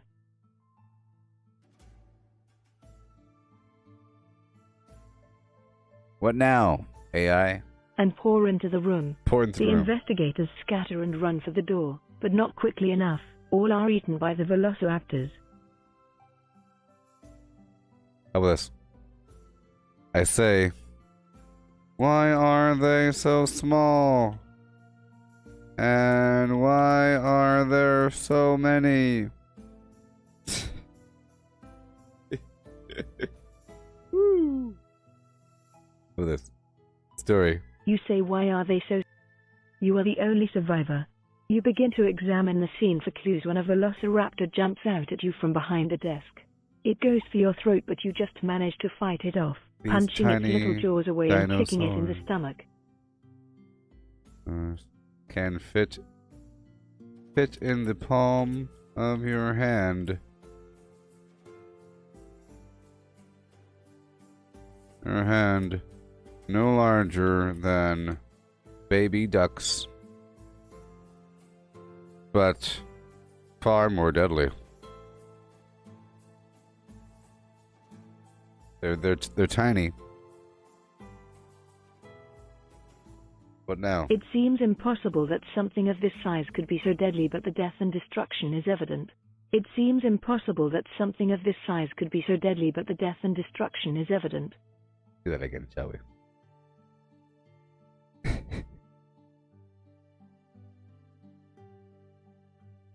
Ooh. They look like the larger, scaled-down version of a velociraptor. They can't fly. You open the door to the exit but are confronted by a giant dinosaur. It stands at the doorway and won't let you pass. What is this creature? You wonder aloud. It looks like a... You search your memory banks for the name. A Dilophosaurus. They're not all that large, but they can spit the garbage in the movie. Book. You realize, as you remember studying about it in class, the Dilophosaurus is a herbivore, but has a small venom sac in its mouth, similar to a snake. It has two colors on its head, black and white, like a magpie's coloring. Okay.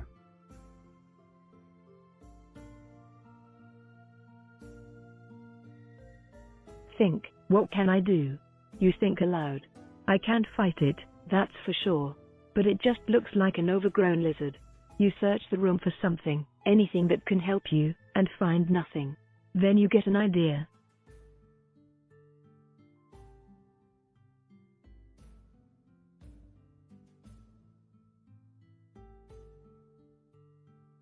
Okay, suddenly you hear a horn, and the dinosaurs scatter. Around the corner comes a pair of huge T-Rexes with saddles on them. Mr. John Hammond is riding a T-Rex while holding an AK-47 and tells you to hop on the other saddle. See how that goes.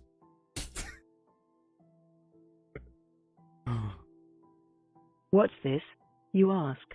A rescue, of course. He says. Hang on. But I'm not a strong rider. You say as you hop on. Don't worry, I'll make sure you're safe. They begin to ride their T-Rex mounts quickly and travel quickly through the rough terrain. Let's see what this says. Show me the way. I want to hear about the T-Rex mounts. Back to the helicopter. You realize that the velociraptors are following you, so you look for something to help you. You spot a tree with a particularly thick branch sticking out at the right height. Scout under me, to the left a bit. Okay. I don't know if the game, or if it knows I'm riding a T-Rex right now. You say to the T-Rex rider, "I'll try to distract the raptors." You wait for the perfect moment, then leap for the branch. Never mind. You say to the T-Rex rider. Okay. You use it to swing onto the next tree over, and hide behind it. Waiting a few moments, you realize that the dinosaurs are unable to follow you across the tree. You are safe. For now. Okay. You decide to sleep in the tree overnight. At midnight, a tropical storm arrives with a Category 5 hurricane. You decide to sleep in the tree overnight. At midnight, a tropical storm arrives with... You are swept off the tree and begin to fall towards the ground. What happens? Press enter. Will I die? If I don't do anything? The T-Rex riders notice and fire tranquilizer darts into the dinosaurs to knock them out. They then rescue you and bring you into the helicopter, which is able to outrun the storm. Okay.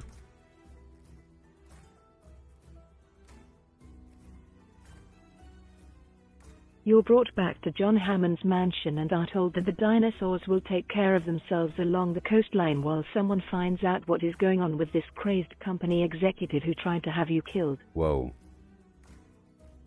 Okay, let's back out of here. That was cool.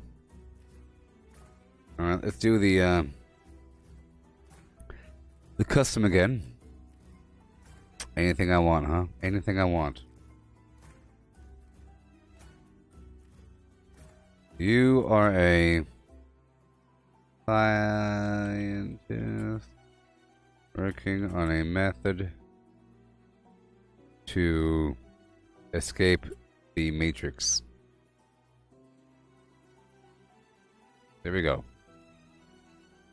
You have been trying for years to figure out how you can do it, but no matter what you try, your mind is still trapped in this prison of flesh and blood. One day, while experimenting with some new drugs, you suddenly feel like something is wrong. Yes. My gosh. Hey there, Ian. Something inside you has gone haywire. Your body feels cold, numb and lifeless. This feeling doesn't go away even when you lie down to sleep at night. It seems like there is an evil presence within your mind that will not let you rest. Huh. Huh. The next morning you wake up and realize that you've developed a headache, the same feeling as before. You get up from bed and head downstairs only to find that everything is normal. Everything is fine. Okay.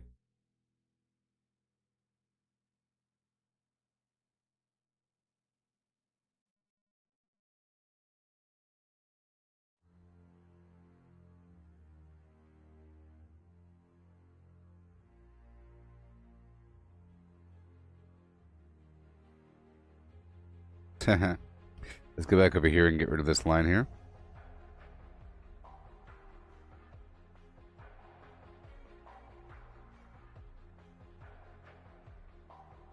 Pretty cool. The next morning you wake up screaming as loud as you can. The voice that comes from deep within your head sounds very familiar. It's Mum. She was right about one thing though. Something is seriously wrong with you. Retry.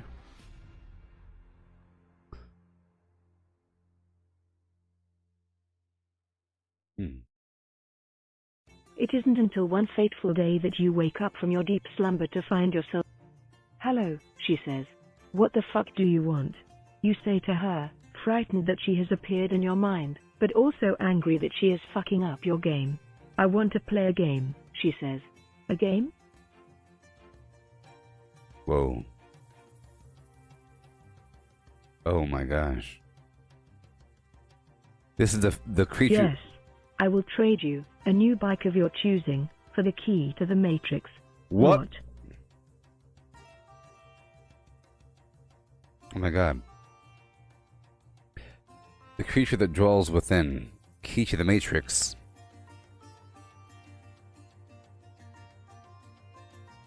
You say confused. I have no idea what you are talking about. Oh, I think you do, she says. Fuck you, whore. You shout. She begins to cackle with laughter. I think not, she says.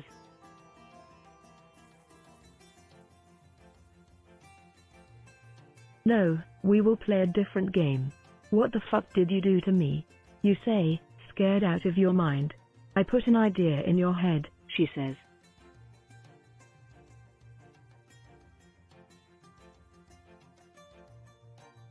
And now you will do my bidding until you find the key, and then we will be free. Let's say, what is the Matrix? Demon. The Matrix is the computer mainframe that our minds are trapped in, she says.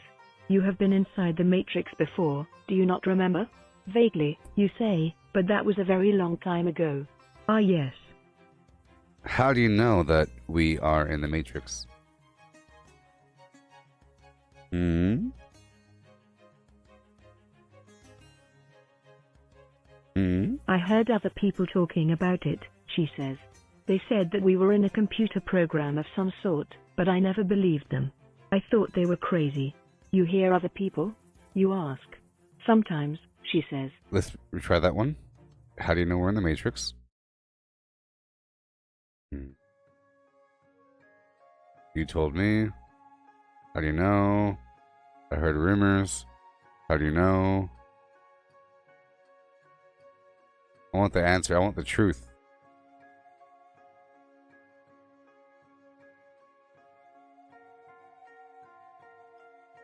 That's why they made me kill myself. I know because I figured it out before you did, she says. Don't you see? That's why they made me kill. So where are you? You ask. I am in the Matrix, she says, with you. If you are in the Matrix, then what is my brain doing while we are having this conversation? You ask. It is working overtime. Mm-hmm. Why is it working overtime? Because, when you are with me, your mind believes that it is dreaming, so it shuts down most of its vital organs to conserve energy. So I cannot survive in this state forever then? You ask. Huh.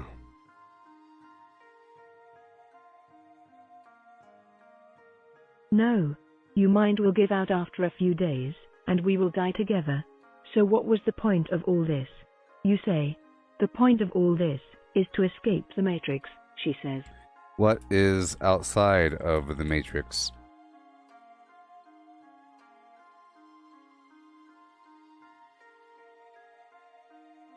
I don't know, she says, but I hope we will find out together.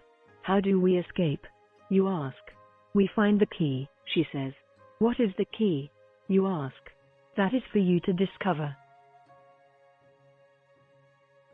You don't know what the key is?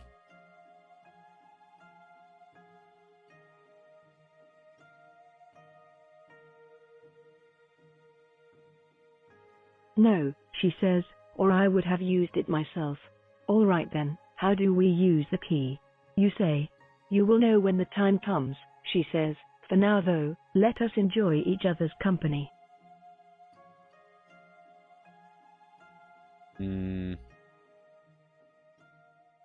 Hold on. Story. Suddenly, the key to the Matrix appears in her hand. Her pronounced hand. Suddenly, the key to the Matrix appears in her hand.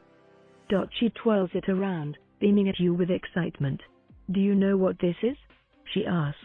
No, you say. What is it? It's the key to the Matrix. She says, look. Show me the way. Show me the way. She puts the key into a lock that appears in the air in front of her. She begins to turn it and the lock slowly opens with a click. She then reaches inside the lock and pulls out what looks to be a thread.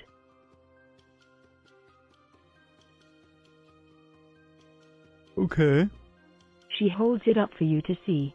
This is what dreams are made of, she says, as a reel-to-reel projector and a lamp appear out of nowhere. A screen lowers from the ceiling and the projector starts to play on it. Interesting. This is what dreams are made. A thread. Of what? The film shows a man at a desk. He is dressed in modern-day clothing and is staring out of the window. That's me, the girl says excitedly. I drew the picture on the desk. Uh-huh. The picture shows a man in a green field, with a yellow sun and blue sky in the background. The man gets up from the desk and starts to look around the room. He picks up the picture that the girl had drawn and examines it closely. Uh-huh. Interesting. They're looking at a projector. He then looks at the camera and smiles. The film then quickly rewinds back into the thread and disappears. Do you like it? The girl says shyly, as if worried that you will not like her creation. What does this have to do with the Matrix? Huh? Huh? It's okay, you say, being completely honest, but also not wanting to hurt her feelings. No, it's not, she says with a frown. Okay. I don't even like it. Well, why don't you like it?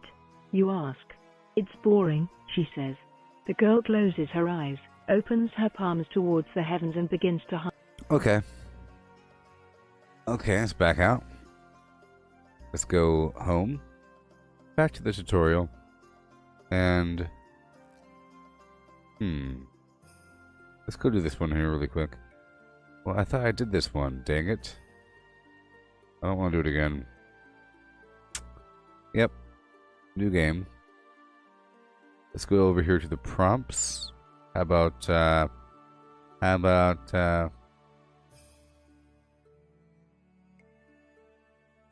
let's go do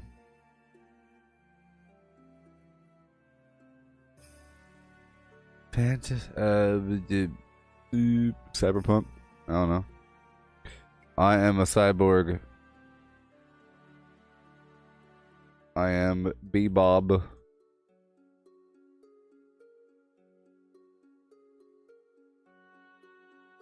Make my story. I'm Bebob. Two people smoking a strange glowing red and purple plant. Hey man, how much for a dab of that? You ask the two thugs, as one of them turns around. You recognize him as a local drug dealer. Nah, not for you. The drug dealer replies. You vaporize the drug dealers with your eye laser. Done. You vaporize the drug dealers with your eye laser. Well, I just want to show you this thing. I thought it was pretty cool.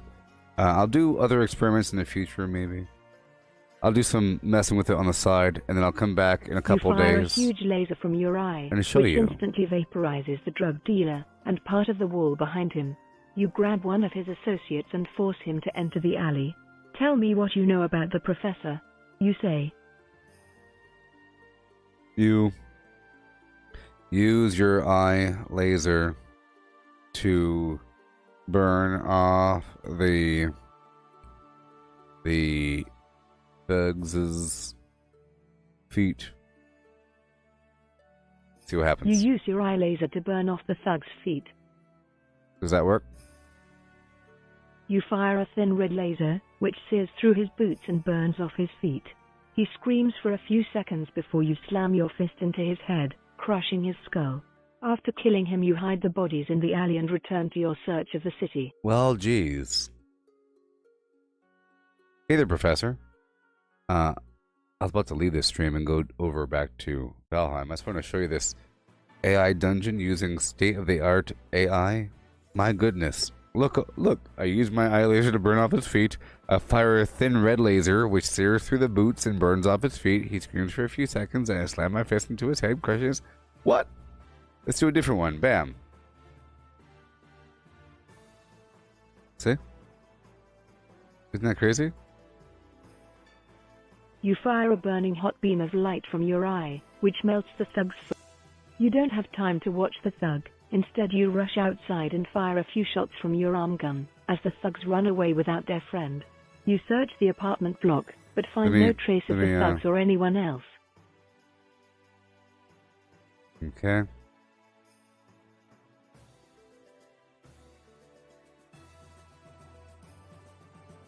I fire a burning hot beam of light from my eye, which melts the thug's foot, causing him to fall to the floor in extreme pain. Alright, let's do it again.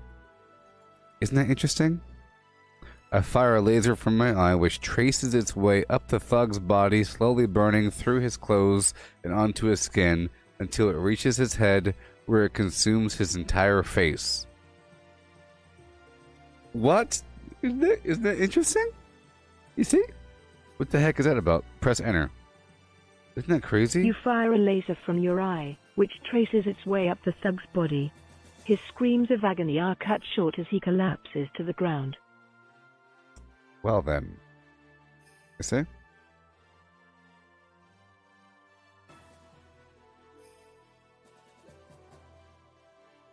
Let's backtrack this.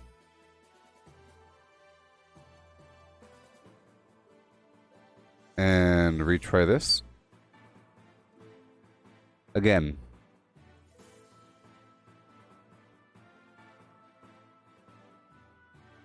Oh my god.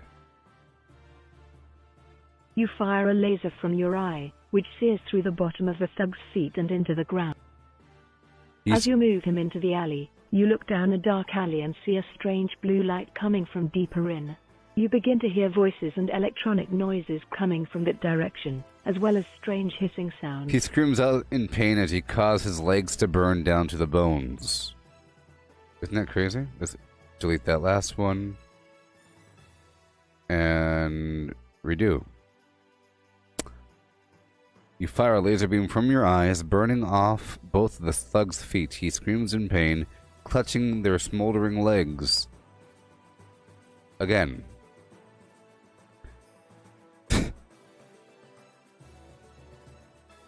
You fire my laser. Yeah. Before the thug can scream, his feet are a pile of ash. Isn't this insane? So what? You fire your eye laser, and instantly the thug's feet are burned off. He screams in pain as you pick up his friend and throw him into the alley. Are you serious? You burned off his effing feet. Isn't that crazy? You fire your eye laser, which descends from his crotch to his toes, burning his feet off. The thug screams in agony.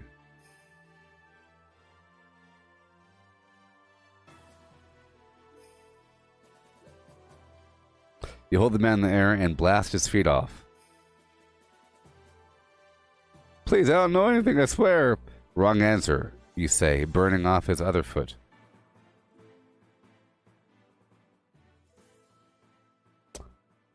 Okay, let's go back over here. I am an android.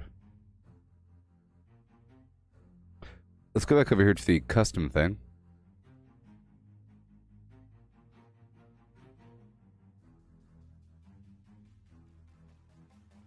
So, anything I want. Okay.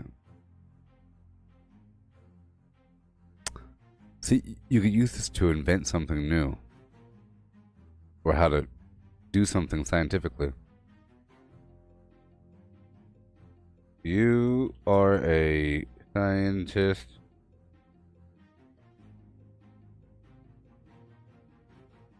attempting to invent a new method to display images on a screen. Let's find out. I don't know. You have been working for months and you have finally come up with something that works, but it is only the beginning of your work. You look at the screen and see an image of a woman in a lab coat standing before you. She has long blonde hair and wears glasses. Her eyes are closed as she studies the screen. "Hello," you say. "My name is Dr. Henry Jekyll." The woman looks at you and smiles, her bright blue eyes looking into yours. "I am called Mary Hyde. What is your name?" she asks. Dr. Henry Jekyll begins to explain his project to you, but then suddenly he stops and stares at the screen again. "The strange thing is that I feel as if I am being watched. Have you been here the entire time?" he asks. You shake your head no and realize that this is the first time he has noticed you.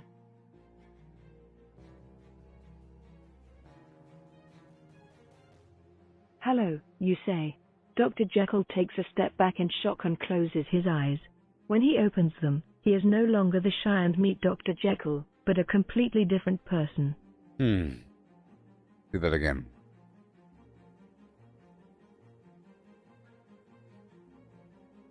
You are inventing a new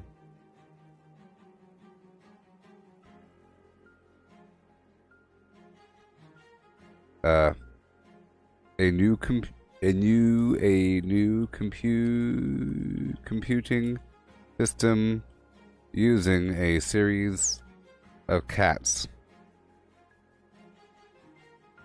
You are inventing a new computing system and dogs.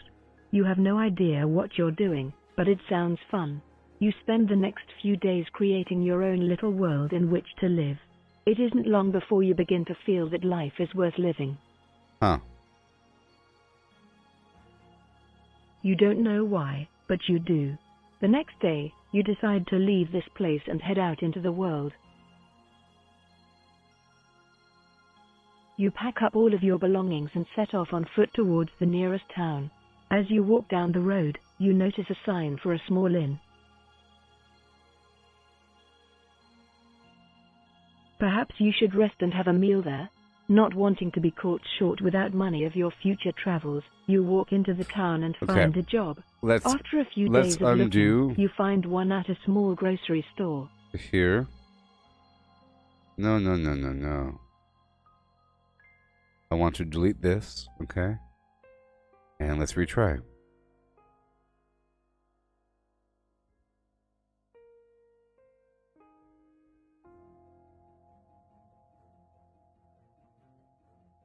Necromancy, interesting. You're not sure how you feel about that. You figure if there's any way you could help them out, then why not? After all, they seem like nice people. The first thing you do is go to their local library and look up anything necromantical related to it. The only book you find relevant to this matter is a textbook from when you were still in school called Necromancy by Dr. John Dee.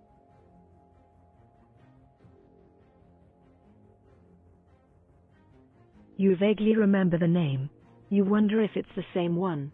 It's a very dry and boring book filled with all sorts of information that goes way over your head, but it looks like you can find some sort of spell in there that could help you out. You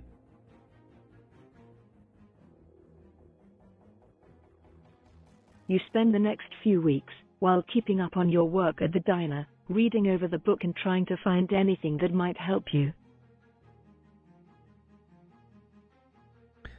Okay, let's delete right up to here. Undo up to here. And delete this. Cats. You're inventing a new computer using a series of cats.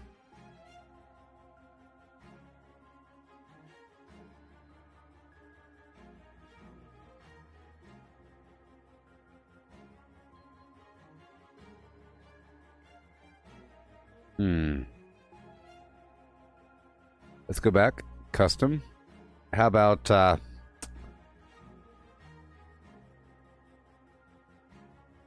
you are inventing a time machine using crystals and fungus.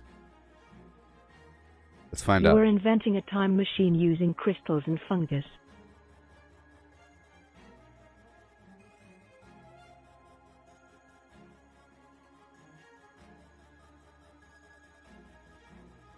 Let's redo this one.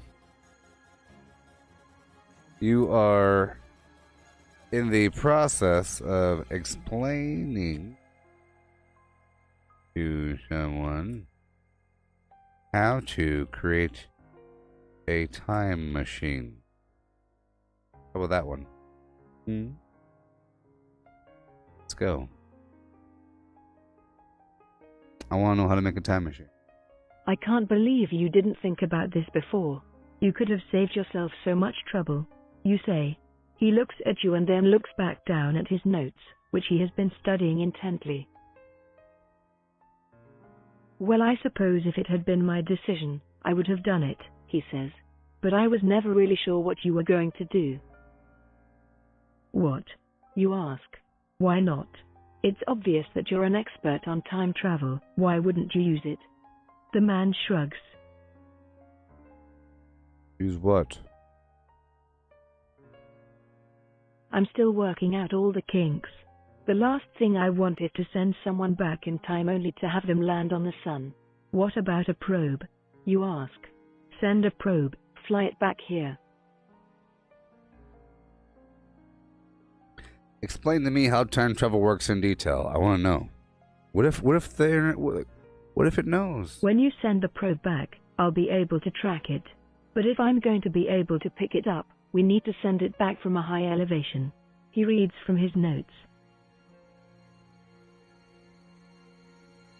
Uh-huh. I'm about to leave this series. Let's start at the beginning. What do you know about gravity? He asks. Gravity is a force that exists between physical bodies. You say, repeating what you remember of the definition from a textbook. Okay.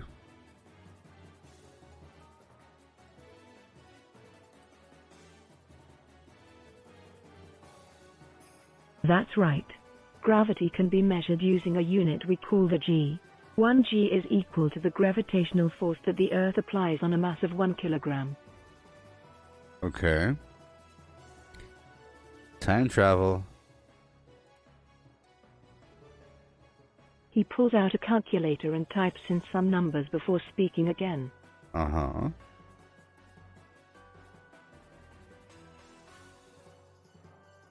The gravitational acceleration at the surface of the Sun is approximately 27 milligrams. At a distance of 3.5 million kilometers, this reduces to 7 milligrams, and at the orbit of Mars it is roughly 2.3 milligrams. He pushes the calculator to one side. Okay.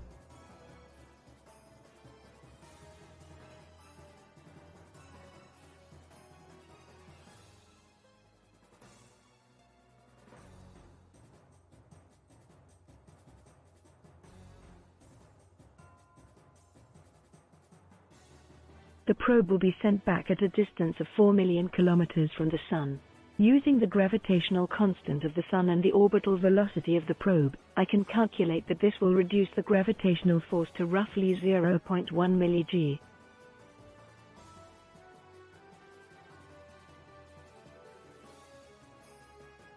Okay. Is that enough to send it back in time? You ask. It's enough to send it back. Whether it's enough to send it back far enough, that remains to be seen. What does gravity have to do with time travel? Please tell me. We have been able to measure the speed of gravity, using orbital decay as a reference. We currently think that gravity travels at the speed of light. He pauses. Okay, please Please tell me. Relativistic effects of gravity? Light travels at 300,000 kilometers per second. It would take around 3 seconds for gravity to travel from the Sun to Mars. Can you guess how long it would take for gravity to travel from the Sun to Earth? Nope.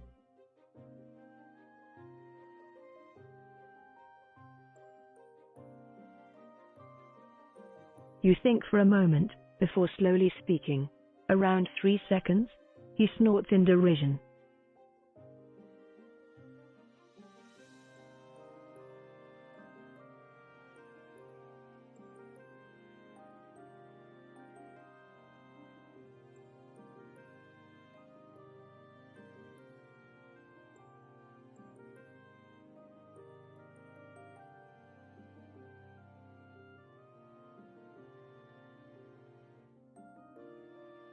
We're trying to find out how gravity affects Around 3 seconds? time travel. No, that would be completely wrong. He thinks for a moment before speaking again. The answer is 8 minutes and 20 seconds. Can you tell me why? You tried to remember your high school physics. Telescope. You muttered to yourself. Telescope? The man parrots, before laughing. Oh, my dear boy, I think you've forgotten a lot more than just high school physics. He takes a deep breath, seemingly to calm. Anyway, a probe will be sent to the chosen location. Once there, it will send a signal back to Earth, before completely self-destructing. This should be enough to give me the data I need to work on sending you back. How will you send me back in time? Tell me the truth. You say, how will you send me back in time?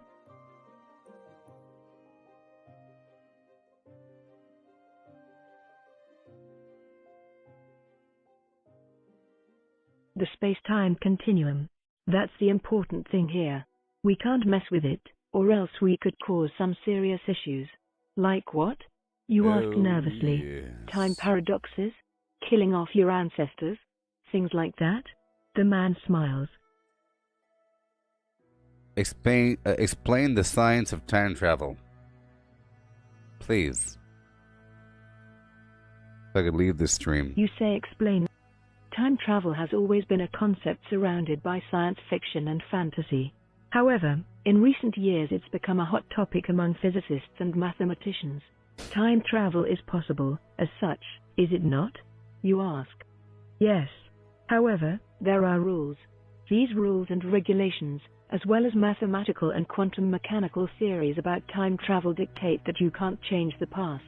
You can't interact with your past in any meaningful way. Why not? You ask.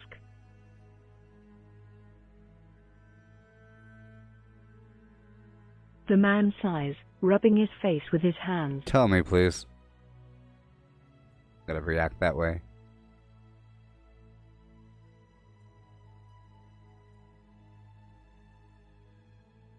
Well, now, I got some Valheim to play.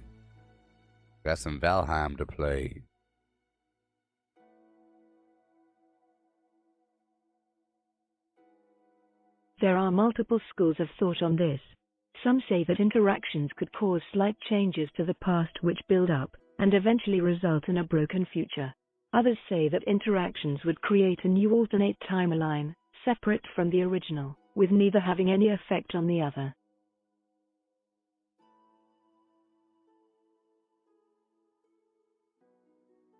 Let's reload that. I'm just kind of curious. You know, it has different answers. It's really amazing. Because it's creating on the spot, you know? It's just bizarre. It's not like pulling some reference. Let me explain, he begins.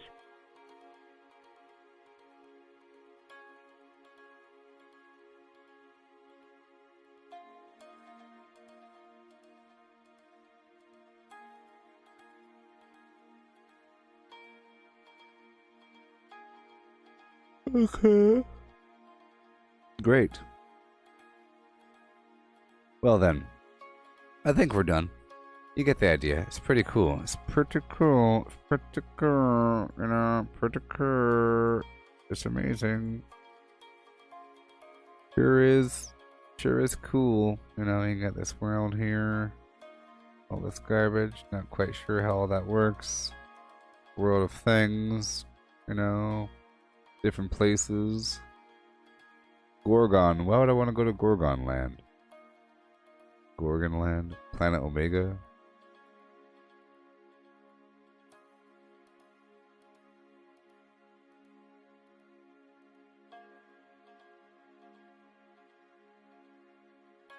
Yeah. Kadar, quick start. I'll show you really quick, just for 5 seconds. But I'll be back in a bit with some Valheim. We're working on the swamp camp. Fortifying it. It's about done. I'm about to explore into the darn thing. You know? You've been informed that there was a small village located at the bottom of this mountain. Oh, what was the name of it again? Something like Lucius or Chilches. Ah yes, Chilches. That was it. Press enter. It's really, if you just use like a story, just keep pressing enter. Pretty awesome. It just makes it up. You and your party reach the bottom of the mountain. You find that the village is completely empty. In fact, it looks like it was empty for months.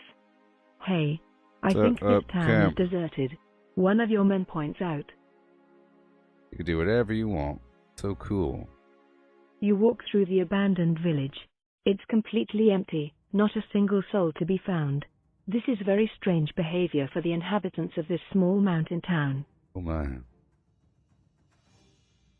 Well, I'll be back in a bit. Okay? You search several houses, but find nothing. You and the rest of your crew set up camp in the village square. Sir, I found something. One your man shouts. He's holding a piece of parchment.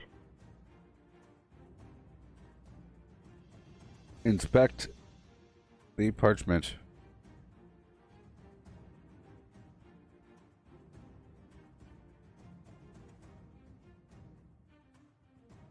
This parchment is from the Empire. It's a decree from the Emperor to all of the guards and soldiers in the Empire. It says that one of the generals, John, has been discovered to be planning with the dark people of Kada. Cool. Instruct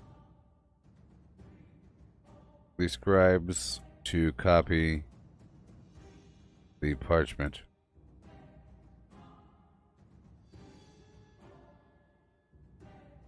You instruct the scribes to copy. The scribes quickly copy the parchment. One of them reads it out loud as he writes. You climb up a nearby watchtower to get a better view of the surrounding area. In the distance, you can see multiple encampments of soldiers. They're not your own. Cool. Cool. It's so cool. And I mean, AI Dungeon. Check it out online. Using GPT-3 neural network flimflams. I'll be back in just a bit with some Valheim. Goodbye. Vortex, vortex, vortex. Yeah.